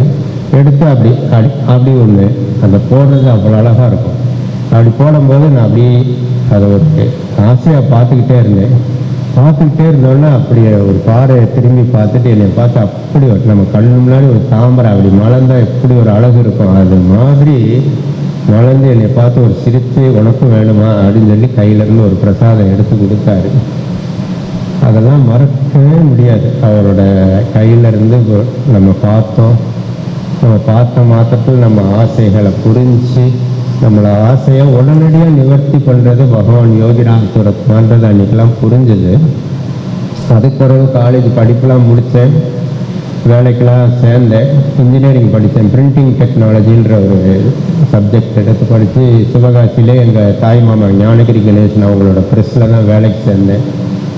ஒரு 5 வருஷ காலம் அங்கே வேலை செஞ்சு அதுக்கு பிறகு 92ல் சாமியை பார்க்குறதுக்கு எல்லோரும் எங்கள் ஃபேமிலி 3 சிஸ்டர்ஸ் ஃபேமிலி சாமியை பார்க்க போனோம். அப்போ எங்கள் சித்தப்பாவுக்கு வந்து வியாபாரத்துக்கு ஏதோ லோன் தேவை இருக்குன்னு சொல்லி சாமிகிட்ட ஒரு 5 lakhs எனக்கு லோன் தேவை இருக்குது சாமி ஆசீர்வாதம் பண்ணுங்கன்றப்போ எங்கள் அப்பாவும் குமாரவேல் இப்போ வேலையிலேருந்து நின்றுட்டான், அவனுக்கு மிஷினரி வாங்குறதுக்கு அவனுக்கும் லோன் வேண்டியிருக்கு சாமி ப்ளஸ் பண்ணுங்கள் for Kumaravelu marriage is first necessary அப்படின்னோடனே சரின்ட்டு வந்துட்டோம். வந்து 1 வீக்லேயே எங்கள் கல்யாணம் ஃபிக்ஸ் ஆகுது. ஒரு 2 months டைம்லேயே கல்யாணம் நடந்துச்சு. அப்போ அவர் நினச்ச மாதிரி அந்த மேரேஜ் டக்குன்னு நடந்து முடிஞ்சு அதுக்கப்புறம் நம்ம அப்போ பகவான் சொன்ன மாதிரி ஆற்றுல அவளை வெள்ளம் ஓடிச்சு அந்த அவர் சொன்ன வாக்குலாம் அது நடந்தது. அது மட்டும் இல்லை, நம்ம என்ன ஆசையோட பகவான்கிட்ட போனோம் மிஷினரி வாங்கணும்னு நினச்சேன் பார்த்தீங்களா, கல்யாணம் ஆகி கரெக்டாக 1 வீக்கில் பகவானோட ஆசீர்வாதத்தில் ஒரு பிரிண்டிங் மிஷினும் வாங்கக்கூடிய பாக்கியமும் கிடைச்சிது. அது மட்டும் இல்லை, பகவான் ஒரு காலகட்டத்தில் we will have our own press அப்படின்னார். நான் ஏற்கனவே எங்கள் தாய் மாமா ப்ரெஸ்ஸில் ஒர்க் பண்ணிட்டு இருந்தேன். அங்கேருந்து வெளியேறும்போது சொன்னார், இந்த வாக்கு தான் சொன்னார், we will have our own press அப்படின்னார். நம்மளே நம்ம ப்ரெஸ்ஸு வைப்போம் அப்படின்னு நம்ம ப்ரெஸ்ஸுனாரு. அது எப்பேற்பட்ட வாக்கு அப்படின்னா 2005 சரணாகதம்ன்ற பகவானோட தெய்வீக அந்த புஸ்தகம் இருக்குது பார்த்தீங்களா, அது அவரோட ப்ரெஸ்ஸு நம்ம நடத்துகிற ப்ரெஸ்ஸில் தான் பிரிண்ட் ஆகிற மாதிரி அவர் அதை கொண்டு வந்திருக்கார். அப்போது சொல்கிற வாக்கு அதோட அர்த்தம் அந்நியாரம் புரியல அப்படின்னாலும் அது ஒரு காலத்தில் அதோட அர்த்தம் புரியறாப்புல அதை நடத்தி காமிக்கிறாருன்றது பகவான் நம்ம வாழ்க்கையில் ஒவ்வொரு சின்ன சின்ன சின்ன சின்ன விஷயத்தையும் உணர்த்தி காமிக்கிறாரு. கல்யாணம் ஆகி எனக்கு முதல்ல ஒரு பெண் குழந்தை பிறந்தப்ப சாமிகிட்ட பேர் வைக்கிறதுக்காக அவளுக்கு என்ன பேர் வைக்கணும்னு கேட்குறதுக்காக ஆசிரமெல்லாம் வந்துருச்சு. ஆசிரமத்துக்கு போனேன். அப்போ எங்கள் அம்மாவால் வர முடியல, ஏன்னா எங்கள் அண்ணனுக்கு அப்போ தான் பையன் பிறந்திருந்தான், எனக்கு பொண்ணு பிறந்துருந்துச்சு. அண்ணன் பையனுக்கு உடம்பு சரியில்லாமல் இருந்துச்சு பிறந்தப்ப.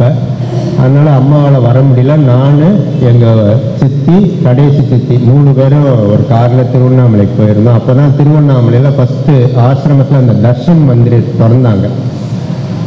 அப்போ சாமிகிட்ட பார்க்க போயிருந்தோம். சாமி பக்கத்தில் தேவிக்குமா, இந்த சைடு பக்தர்கள், இந்த சைடு பக்தர்கள். அப்படி ஒரு நாம கோஷத்தோட சாமி எல்லா பக்தர்களும் சாமியை கொண்டாடிக்கிட்டு இருக்கிற வேலை, காலை வேலை. அப்போ நான் ஏற்கனவே சொன்ன மாதிரி எனக்கு ஃபோட்டோகிராஃபி இன்ட்ரெஸ்ட் இருக்குன்னு நான் சொல்லியிருந்தேன் இல்லையா, கையில் கேமராவோட போயிருந்தேன். அப்போ சாமியை ஃபோட்டோ அங்கங்கே இருந்து எடுத்துக்கிட்டு இருந்தேன். திடீர்னு இப்படி தான் கூப்பிட்டார், குமாரவேலு இப்படி தான். அந்த விரல் அசைவு மறக்கவே முடியாது. எல்லாம் ஒரு சின்ன ஜெஸ்டர் தான். எப்படின்னாரு, போனேன் பக்கத்தில் போடணுன்னு அவ்வளோ நேரம் ஃபோட்டோ எடுத்துக்கிட்டு இருந்தேன்னா, ஏற்கனவே ஒரு முறை ஃபோட்டோ எடுத்த விஷயம் நான் சொன்னேன் இல்லையா, இந்த முறை என்ன சொன்னார்னா, Kumaravelu can you take a picture of this beggar Devaki and the son அப்படின்னாரு. சரி, சாமி உள்ளே இருக்காங்க, தேவகிமா உள்ளே இருக்காங்க, சூரியன் வெளியே இருக்கு, 3 பேரும் சேர்த்து எப்படா உள்ள ஃபோட்டோ எடுக்கிறேன்னு எனக்கு போடலை. ஆனால் அவர் சொன்னார்னா அது நடக்குமே.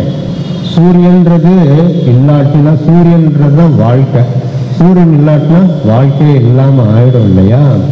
ஆனால் அந்த சூரியனை எப்படி உள்ளே கொண்டு வர்றது, ஃபோட்டோ ஃப்ரேம்ல எப்படி கொண்டு வர்றதுன்னு எனக்கும் புரியல. ஆனால் சாமி சொல்லிட்டாரே அப்படின்னு அது வரைக்கும் ஃப்ளாஷை வச்சு எடுத்துக்கிட்டு இவருக்கு சொன்னால் புரியும். ஏன்னா அவர் ஃபோட்டோகிராஃபர் இல்லையா, அவருக்கு தெரியும் அந்த ஃபோட்டோகிராஃபர் டெக்னிக்கல் சைடில். ஃப்ளாஷ் வச்சு எடுத்தோம்னா அந்த நேச்சுரல் லைட் எல்லாம் அது காலி பண்ணிடும். சாமி சொல்லிட்டனால ஃப்ளாஷ் ஆஃப் பண்ணிட்டு ஃபோட்டோ எடுப்போம்னு ஆரம்பித்தா சூரிய ஒளி வெளியிலேருந்து அந்த கதவு வழியாக நேராக தேவிக்குமா மேலேயும் நம்ம சாமி மேலேயும் படுது. அதை எடுத்தால் நம்ப மாட்டீங்க, சாமி முகத்தில், சாமி பாதத்தில், சாமி சிகரெட்டு, தேவிக்குமா முகத்தில், இதிலெல்லாம் சூரியன் வேற இல்லை, பகவான் யோகிராம் சுரத்குமார் வேற இல்லை, சூரியன் வேற இல்லை, மாதேவிக்கு வேற இல்லைன்னு உணர்த்துற மாதிரி அந்த ஃபோட்டோ அமைஞ்சுது. அதை பிரிண்ட் போட்டு அடுத்த தடவை சுதாமாவுக்கு கொண்டு போனேன். பெரிய சைஸ் ஒரு ஃபோட்டோவாக பிரிண்ட் போட்டு கொண்டு போய் சாமிகிட்ட கொடுத்தேன். அதை வாங்கி இன்னொரு பக்தருக்கு அதை ஆசீர்வாதமாக பண்ணி கொடுத்தார் சாமி. அதை இது மாதிரி நிறைய அழகழகான அனுபவங்கள்லாம் பகவான் கொடுத்தார். அப்படி இருக்க 2006 ஸ்ரீ ஸ்ரீ முரளிதர சாமிஜியோட பார்க்கக்கூடிய பாக்கியம் கிடைச்சது. இவ்வளோ அனுபவங்கள் பகவான் கொடுத்தாரு. ஆனால் இப்போ ஏற்பட்ட பகவான் யாரு அப்படின்றது உணர்த்துறது யாருன்னா குருஜி தான். அவர் உணர்த்தலைன்னா இப்போ ஏற்பட்ட பகவான்ட்டு நம்ம இருக்கோன்ற உணர்வு எனக்கு நிச்சயம் தெரியவே தெரியாது. அவர் பகவானை பற்றி என்ன சொல்லியிருக்காரு அப்படின்னா, ராம அவதாரத்தில் ராமர் எதுக்கு வந்தார் அப்படின்னு ஒருத்தர் கேள்வி கேட்டார். தெரியல, நான் ஒன்றும் பதில் பேசலை. ஏன்னா அதுக்கான பதில் அவர்கிட்ட தான் இருக்குன்றதுனால அவரே அதுக்கு சொன்னார். ராமர் அவரோட அவதார காலத்தில் எத்தனையோ விஷயங்கள் நடந்திருந்தாலும் ஒரே ஒரு காரணத்துக்காகத்தான் வந்தார். எதுக்குன்னா அவரோட ராமா அந்த நாமத்தை பக்தர்களுக்கு கொடுத்துட்டு போகத்தான் ராமர் அவதாரம் பண்ணினார். கிருஷ்ண அவதாரம் எதுக்கு நடந்தது அப்படின்னா, கிருஷ்ணன் பிறந்ததுலேருந்து லீலை தான் பண்ணாரு.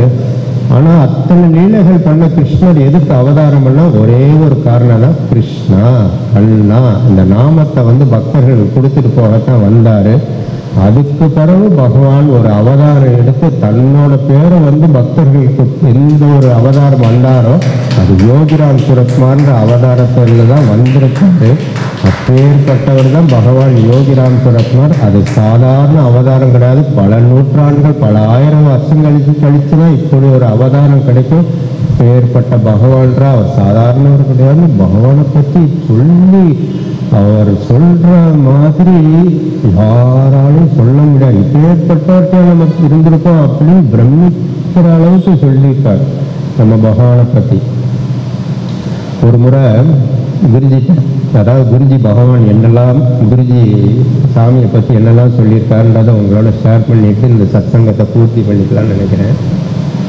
சிவகாசிலையும் பகவானுக்கு இது மாதிரி ஒரு மூர்த்தி குருஜி சொல்லி அங்கே நடந்துகிட்ருக்கு. பகவான் யோகிராம் சுரத்குமார் பஜனாசிரம் சொல்லி அங்கே பகவானோட திரு உருவ சிலை இதுதான். அது குருஜி சொல்லி தான் தட்சிணாமூர்த்தி கோலத்தில் பகவான் வரும்னு சொல்லி அங்கெல்லாம் ஏற்பாடு பண்ணி நடக்குது. பகவானோட சிலையும் செஞ்சு அங்கே வந்துருச்சு. வந்தப்போ ஒரு சப்பரத்தில் தான் வச்சிருந்தோம். எங்கே வைக்க போகிறோம் எதுவுமே எங்களுக்கு தெரியாது. குருஜி சிலை செய்யணும், கொண்டு வந்துடணும் அப்படின்ட்டாரு. செஞ்சுட்டேன், எங்கே வைக்கணும்னு எனக்கு தெரியல. என் வீட்டுக்கு பின்னாடி நான் ஒரு பிரிண்டிங் ப்ரெஸ்ஸுக்காக ஒரு ஹால் செஞ்சுருந்தேன். அப்புறம் அந்த ஹால் இடம் காணலன்னு சொல்லி வேற ஒரு தொழிற்பேட்டையில் இடம் வாங்கி அங்கே கட்டணம் கட்டி போயிட்டு இந்த ஹால் சும்மாவே வச்சிருந்தேன். குருஜிகிட்ட சிலை வந்துருச்சு, சாமி எங்கே வைக்கணும்னு கேட்டப்போ, உன் வீட்டுக்கு பின்னாடி தானே ஒரு இடம் இருக்குது, அங்கே வச்சிருந்தார். அந்த இடம் அவர் பார்த்தது கூட கிடையாது. அங்கே இங்கே சென்னையிலேருந்து சிவகாசிக்கு சொல்கிறார், அந்த இடத்துல வச்சிருந்தாரு. சரி சப்பரத்தில் வச்சாச்சு. அப்புறம் இன்னொரு நாள் குருஜி அதை பிராண பிரதிஷ்டை எல்லாம் பண்ணி ஏற்பாடு பண்ணி சாமிக்கு பூஜை எல்லாம் எப்படி நடக்கணும், காலையில் பள்ளி அழித்து படுக்கணும், அஷ்டோத்திரம் படிக்கணும், சாமிக்கு இப்போ பிரசாதம் படைக்கணும், தீபாரண காமிக்கு அந்த விதிமுறைகள் எல்லாம் கொடுத்துட்டு போயிட்டார். பிறகு ரத சப்தமின்னு ஒரு நாள் வர்றதுக்கு கொஞ்ச நாளைக்கு முன்னாடி பகவான் ஒரு பீடத்தில் நீ வச்சிடணும் அப்படின்னு சொல்லி சொன்னார். அந்த நாள் என்ன நாள்ன்றதே சொல்லிட்டார். சொல்லிட்டு அந்த நாள் அன்னைக்கு பகவான் பீடத்தில் இருக்கணும், இந்த மாதிரி சப்பரத்தில் இருக்கக்கூடாது அப்படின்ட்டாரு. சரி சாமி அப்படின்னு சொல்லிட்டு நீ முந்தின நாள் நாயின்ட்டு அதை நகட்டிடணும், பகவானை நகட்டிடணும் அப்படின்ட்டாரு. மறுநாள் காலையில் சாமி பூஜைக்கு எந்த ஒரு இடையூறு இல்லாமல் ரெடியாக இருக்கணும்ன்றார். சரி சாமி அப்படின்ட்டு அதுக்கு முந்தின நாள் நைட்டு நகட்ட ஆரம்பிச்சுட்டேன். நகட்டும் போது திடீர்னு மனசுக்குள்ள ஒரு டவுட் வந்துருக்கு. சாமியை வந்து ஒரு பீடத்தில் வைக்க போகிறோம், அப்போ உள்ள நாமால் நோட்டு போடணுமா, நவரத்தனங்கள் போடணுமா, தங்க காசு போடணுமா, என்ன செய்யணும் நமக்கு தெரியாது. குருஜி சொல்லிட்டாங்களே, அப்போ குருஜிக்கு அந்த சந்தேகத்தை கேட்போமான்னு ஒரு ஃபோன் அடிக்கும்போது அடித்து பாக்யா டாக்டர் தான் எடுக்கிறாங்க. சாமிகிட்டே கேட்டுடுங்கன்னு சொல்லி சாமி வந்து ஃபோன் அட்டன் பண்ணுறாங்க. சாமி இந்த மாதிரி நீங்கள் சொன்னீங்க, நீங்கள் சொன்ன மாதிரி இங்கே அந்த வேலைகள்லாம் நடக்குது சாமி. ஆனால் பகவான் வைக்கிறதுக்கு முன்னாடி அதுக்கு கீழே நாமா நோட் வைக்கணுமா, நவரத்தனங்கள் போடணுமா, இல்லை தங்கக்காசு எதுவும் போடணுமானா நீ எதுவும் தயார் பண்ணியிருக்கியான்னாரு. இல்லை சாமி கையில் ஒரு மோதிரம் இருக்குது, கழட்டி போட்டுட்டுமா அப்படின்னு. நம்ம அறிவு அவ்வளோதான். அவர் உடனே அதெல்லாம் நீ ஒன்றும் பண்ண வேண்டாம், நீ என்ன பண்ணுற, உன்கிட்ட இருக்கிற கோபத்தை உள்ள தூக்கி போடு, உன்கிட்ட இருக்கிற பொறாமையை உள்ள தூக்கி போடு, உன்கிட்ட இருக்கிற பேராசையை உள்ள தூக்கி போடு, உன்கிட்ட இருக்கிற கர்வத்தை உள்ள தூக்கி போடு, உன்கிட்ட இருக்கிற காமத்தை உள்ள தூக்கி போடு. இதுக்கெல்லாம் காரணம் உள்ள இருக்க அகங்காரத்தை உள்ள தூக்கி போட்டு பகவானை மேலே தூக்கி வச்சுட்டு வேற ஒன்றும் செய்யாதுன்னு சொல்லிட்டு போனை வச்சுட்டேன். இதுதான் ஒரு பெரிய விஷயம். என்ன ஒரு விஷயம் அப்படின்னா, இந்த 6 துர்குணங்களும் மனசுக்குள்ள இருக்குன்னு நமக்கு எல்லாருக்குமே தெரியல. இந்த கோபன்ற ஒரு துர்குணம் இருக்கு. நம்ம மனசுக்குள்ள இருக்கிற பகவானை நம்மளே பார்க்கணும் அப்படின்னா இந்த கோபம் நம்மள்கிட்ட இருக்கக்கூடாது, இந்த பேராசை நமக்கு இருக்கக்கூடாது, இந்த பொறாமை நமக்கு இருக்கக்கூடாது, கர்வன்றது இருக்கக்கூடாது, காமன்றது இருக்கக்கூடாது. இதுக்கெல்லாம் காரணமா இருக்கிற அந்த அகங்காரம் இதெல்லாம் அழிஞ்சிருச்சுன்னா நமக்குள்ள இருக்கிற பகவான் நமக்கே தெரிய ஆரம்பிச்சிடும். ஆக நம்ம இவ்வளவு அழகான ஒரு ஒரு என்ன சொல்றது, நமக்கே பகவான் தெரிகிறாரு அப்படின்ற உணர்வு இதெல்லாம் அகண்டுச்சுன்னா நமக்கு தெரியுமே அப்படின்றத குருஜி வந்து சொல்லலைன்னா இந்த லைஃப்ல வந்து இந்த மாதிரி விஷயங்கள்லாம் நமக்கு தெரிஞ்சிருக்காது. அப்பேற்பட்ட பகவான் தான் நம்ம பகவான்றது குருஜி உணர்த்தினாரு. அப்போ இதை அடையணும்னா நமக்குள்ள இருக்கிற பகவானெல்லாம் உணரணும் அப்படின்னா இதெல்லாம் போகணும்னு நினைச்சு முயற்சி எடுப்போம். ஒவ்வொரு முயற்சியும் பொத்துன்னு கீழே விழுந்துடும். அது அவ்வளோ சுலபம் கிடையாது. பகவானை அடையிறதுன்றது, பகவான் வந்து உலக விஷயம் எனக்கு இது வேணும் அது வேணும் டக்குன்னு கொடுத்துடுறாரு.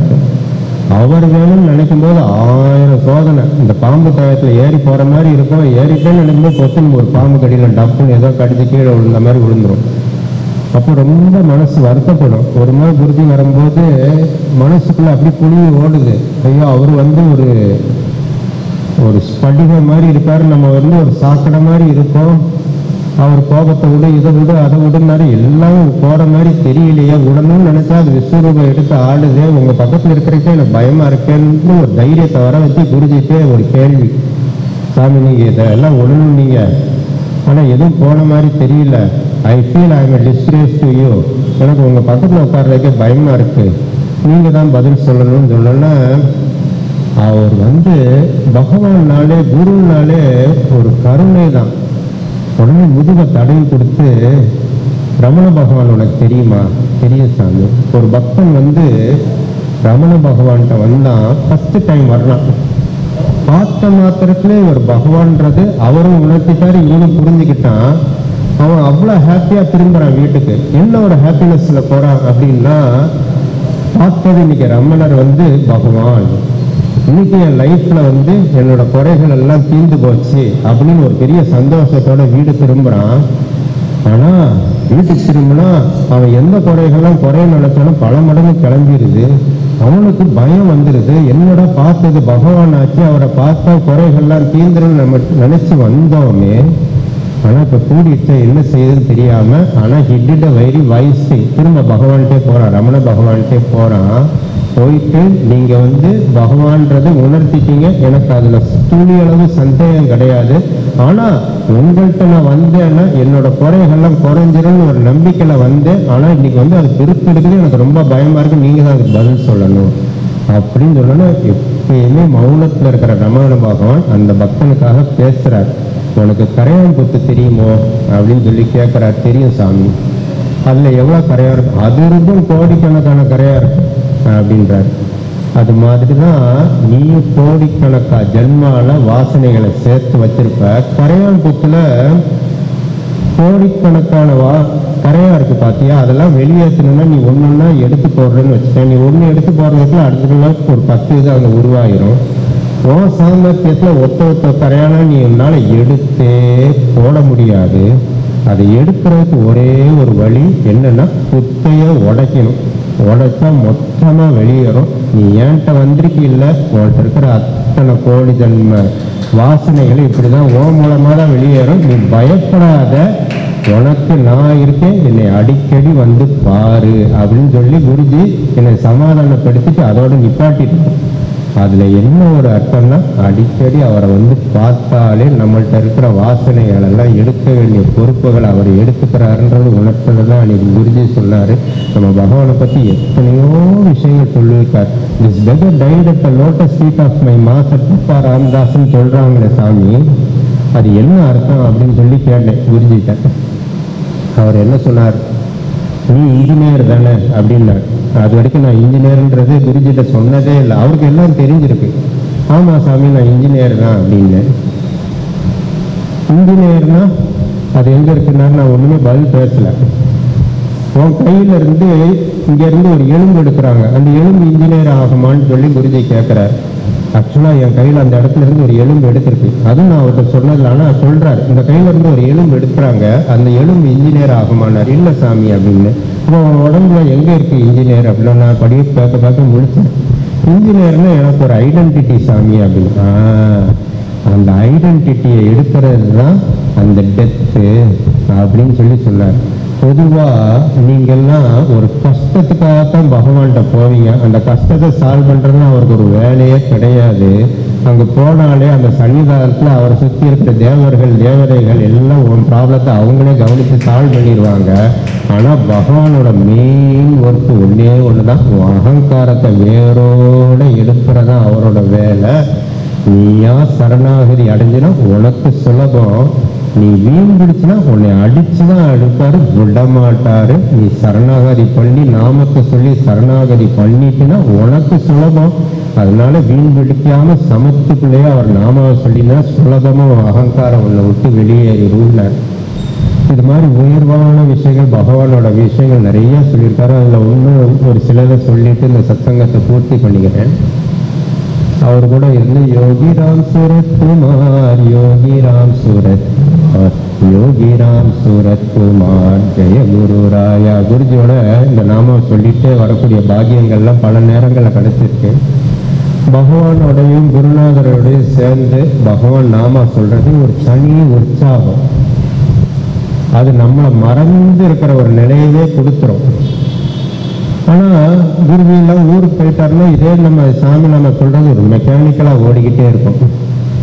அப்ப அடுத்த பார்க்கும்போது குருஜிட்ட ஒரு டவுட், சாமி உங்க கூட உட்கார்ந்து நாமா சொன்னேன், அப்படி ஒரு வைப்ரேட்டிங்கா ஒரு ஆனந்தமா இருந்துச்சு.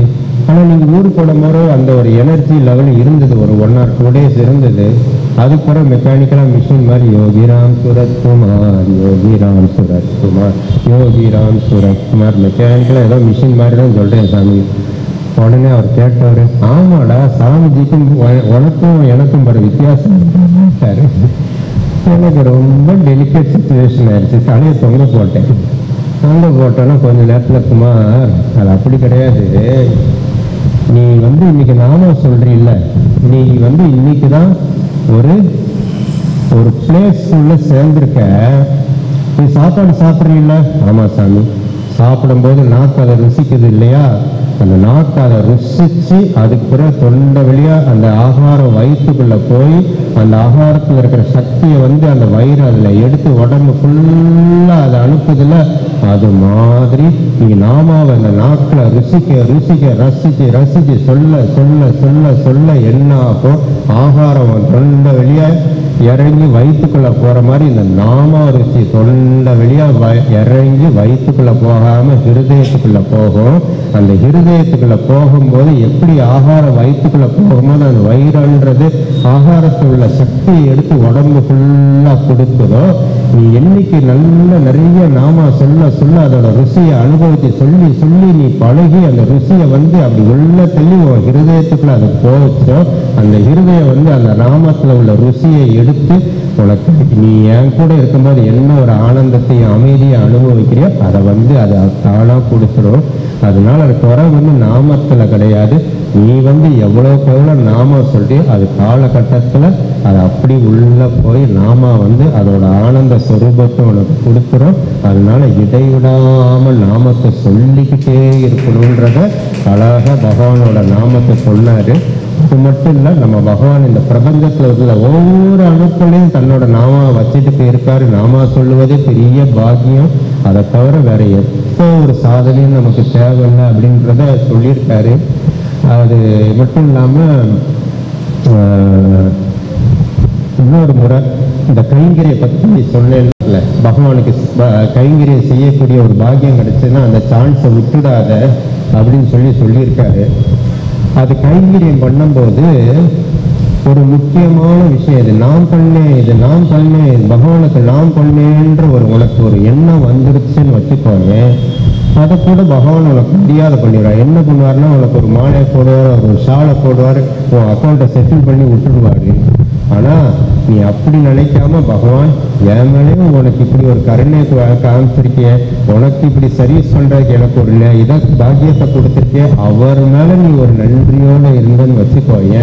அந்த ஒரு நன்றிக்காக அந்த கைங்கரியத்தை நிரந்தரமா உனக்கு கொடுத்துக்கிட்டே இருப்பாரு. அதனால பகவான்கிட்ட பணிவோட இரு, எல்லாம் அவரோட கருணையாலே நடக்குதுன்னு நினைச்சு எல்லாத்தையும் செய். அப்பேற்பட்ட பகவான், இந்த மாதிரி பகவான் சுலபத்துல உனக்கு கிடைக்காது. பல நூற்றாண்டுகள் என்ன பல ஆயிரம் வருஷம் கழித்து இப்படி ஒரு அவதாரம் பண்ணுவாரு. அப்படி ஒரு அவதாரம் பண்ணும்போது தன்னோட பேரையே பக்தர்களுக்கு கொடுக்கக்கூடிய அவதாரம் அது இருக்காது. அது ரொம்ப அபூர்வமான ஒரு பெரிய விஷயம். நமக்கெல்லாம் அப்படி ஒரு குருநாதர் கிடைச்சாருன்னா அவரை கொண்டாடி வச்சுக்கணும். அது சாதாரண பகவான் கிடையாது, நம்மளெல்லாம் காக்கும் தெய்வம். அந்த நாமா வந்து அப்பேற்பட்ட நாமா. 24 நேரம் நீ அந்த நாமாவை சொன்னீங்கன்னா நீயும் யோகிராம் சூரத்குமார் ஆயிரம்னு ஒரு ப்ராமிஸோட கொடுத்துருக்காரு. நீயும் தான் நம்ம எல்லாம் சேர்ந்துதான் அந்த நாமா சொல்ல சொல்ல நாம எல்லாரும் யோகிராம் சூரத்குமாரா இருப்போன்றதை உணர நம்மளால முடியும். யோகிராம் சூரத்குமார்ன்றது ஒரு அமைதியை கொடுக்கக்கூடிய நாமா, யோகிராம் சூரத்குமார்ன்றது ஒரு ஆனந்தத்தை தரக்கூடிய ஒரு நாமா, யோகிராம் சூரத்குமார்ன்றது ஒரு சமாதானத்தை தரக்கூடிய நாமா, யோகிராம் சூரத்குமார்ன்றது ஒரு சாந்தம் கொடுக்கக்கூடிய ஒரு நாமா. அப்பேற்பட்ட ஒரு பொக்கிஷம் நமக்கு வந்து இங்க அழகா எப்படி ஒரு சிரிச்ச முகமா இருக்கார். ஒரு பகவானோட மூர்த்தியை பார்த்தா எப்படி கொண்டாடினதும் குருஜி சொல்லியிருக்காரு. அதை சொல்லிட்டு இந்த சத்சங்கத்தை பூர்த்தி பண்ணிக்கிறேன். ஒரு முறை குருஜியோட சிவகாசி திருப்பங்கல் நின்ற நாராயணர் கோயில் போயிருந்தோம். அங்க தாயார் முன்னாடி குருஜி வந்து கை கூப்பி வேண்டிட்டு இருந்தார். நான் வெளியில இருந்து மனசுக்குள்ள ஓடுது. நம்ம தான் சாதாரண ஆட்கள் தெய்வத்துக்கு முன்னாடி போனா எனக்கு இது வேணும் அது வேணும். இவர் பகவான் இவருக்கு என்ன வேண்டதுக்கு கை கூப்பி இப்படி நிற்கிறாருன்னு மனசுக்குள்ள ஓடுது. வெளியில குருஜி வந்தோடனே கேட்குறேன், சாமி கோயிலுக்கு வந்தா எங்களை மாதிரி ஆளுக்கெல்லாம் சாமியை பார்த்தா இது வேணும் அது வேணும் நினைப்போம். நான் என்ன வேண்டும் நீ நினைக்கிறியா அப்படின்னு உடனே தப்புன்னு கேட்டார். உடனே அப்படியே திருன்னு முழிச்சேன். உடனே குமாரனுக்கு பக்தி வேணும்னு நான் வேண்டேன்டா அப்படின்னார். எப்பேற்பட்ட விஷயம், நம்ம ஆசைப்பட்டவங்க நம்ம நமக்காக பக்தி வேணும்னு சொல்லி அவர் கேட்டா பகவான் கொடுக்காமலா இருப்பாரு. அப்ப இன்னைக்கு குருஜி இங்க வந்தாரு இல்லையா, அவர் வந்து பகவான்கிட்ட என்ன வேண்டிப்பாரு, இங்க வந்திருந்த அத்தனை பக்தர்களுக்கு பக்தியை கொடு பகவான் அப்படின்னு சொல்லி வேண்டி இருப்பார், நமக்காக வேண்டுவார். அந்த பக்தி கொடுக்குற குருநாதர் அடுத்தது என்ன பண்ணுவார்னா இவனுக்கு வைராகியத்தையும் சேர்ந்து கொடு. அந்த வைராகியன்ற படி தான்னா அடுத்த ஞானம்ன்ற யோகிராம் சூரத்குமார் தன்னால நமக்குள்ள வருன்றதை உணர்த்தி காமிப்பாருன்றதை தான் அன்னைக்கு உணர்த்தினாரு. அதனால இடைவிடாம அந்த நாமத்தை சொல்லணும். பக்தி கொடுக்குற பகவான் நம்ம முன்னாடி நிற்கிறாரு.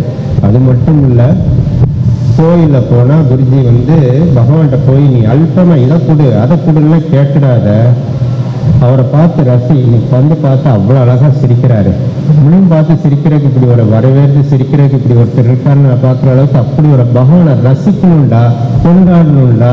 அவர்கிட்ட போய் நீ அல்பமாக எனக்கு வீடை கொடு, காரை கொடு, அதை கொடு, இதை கொடுன்னு அல்பமாக கேட்கடாதுன்றாரு. அப்படியும் ஒரு சந்தேகம் வந்தது. இவர் தான் மாஸ்டர்லாம் வைக்கும்போது எல்லாத்தையும் கேளுன்னு சொல்கிறாரு, இப்போ எதையும் கேட்க வேண்டாம்னு சொல்கிறாருன்னு இப்படி ஒரு டவுட்டு வேறு வந்துடுச்சு. அடுத்த சந்திப்பில் கேட்டேன், சாமி நீங்கள் சாமியை பார்த்தா எதுவும் கேட்காதன்னு சொல்கிறீங்க, அப்புறம் மாஸ் ப்ரேயரில் இதை கேளு அதை கேளுன்றீங்க, ரெண்டு விதமாக இருக்கேன், எனக்கு சந்தேகமாக இருக்கேன்னு சொல்லிக்காங்க. ரெண்டும் சரிதான்றார். என்ன அப்படின்னா, எல்லாமே பகவான் தான் நடத்துகிறாருன்னா உனக்கு அந்த மனோபக்குவம் இருக்குது அப்படின்னா பகவான்கிட்ட எதுவும் கேட்காத. உனக்கு அந்த மனோபக்குவம் இல்லையா, நீ ஆட்ட போய் கேட்ப, பகவான்கிட்ட தானே கேட்க முடியும். கேளு, தப்பு இல்லை. ரெண்டு உன் மனநிலை என்ன நிலைன்னு பார்த்துக்கோ.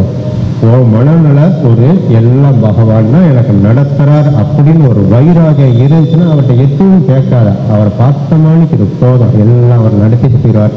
ஆனால் என்னால் முடியல, நான் ஒரு பலகீனம் தான், நீ தான் எனக்கு உதவி கொடுக்கணும், அதையும் கையை பிடிச்சு கூட்டு போற. அதனால ரெண்டும் தப்பு இல்லை அப்படின்னு சொல்லி நம்ம பகவானை அப்படி கொண்டாடி கொண்டாடி விரிஞ்சு சொல்லுவார். இன்னைக்கு பகவான் யோகிராம் சுரத்குமார் சரணாலயத்தில் உங்களெல்லாம் வந்து பார்த்ததில் எனக்கு கிடைச்ச ஒரு பெரிய பாக்கியம். சாமியோட ஆசீர்வாதத்தினால இதெல்லாம் கிடைச்சதுன்னு நான் நினைக்கிறேன். உங்களை பார்த்ததில் எனக்கு ரொம்ப சந்தோஷம். அது மட்டும் இல்லை, தேவிகம்மா பற்றி ஒன்று சொல்லணும். ஏன்னா இந்த சன்னிதானத்தில் குருஜியோட பாதம் பட்டிருக்கு, தேவிகம்மா பாதம் பட்டிருக்கு, பல பக்தர்களோட பாதம் பட்டிருக்கு. ஒரு முறை அம்மாட்ட, எங்கள் அம்மாட்ட, திலக்கவதி மாட்ட சாமி சொல்கிறாங்க, நம்ம பகவான் திலக்கவதி காஞ்சி காமாட்சியை, காசி விசாலாட்சி, மதுரை மீனாட்சி, இந்த 3 தெய்வத்தையும் நீ கும்பிட்டா உனக்கு என்ன பலன் கிடைக்குமோ இந்த தேவத்தையை கும்பிட்டா அத்தனை பலன்னு உனக்கு கிடைக்கும். அப்பேற்பட்ட தேவகிமாவோட பாதம் பட்ட இடம், காலம் அடி சதா மகாமத்தில் சொல்கிற குருஜியோட பாதம் பட்ட இடம், அத்தனை பக்தர்கள் யோகிராம் சுரத்குமார் நாமம் சொன்ன பாதம் பட்ட இடம். அப்பேற்பட்ட ஒரு விசேஷமான ஒரு சந்நிதியில் பகவானோட அனுபவத்தெல்லாம் உங்களோட பகிர்ந்துக்கிட்டதில் எனக்கு ரொம்ப சந்தோஷம். யோகிராம் சுரத்குமார்.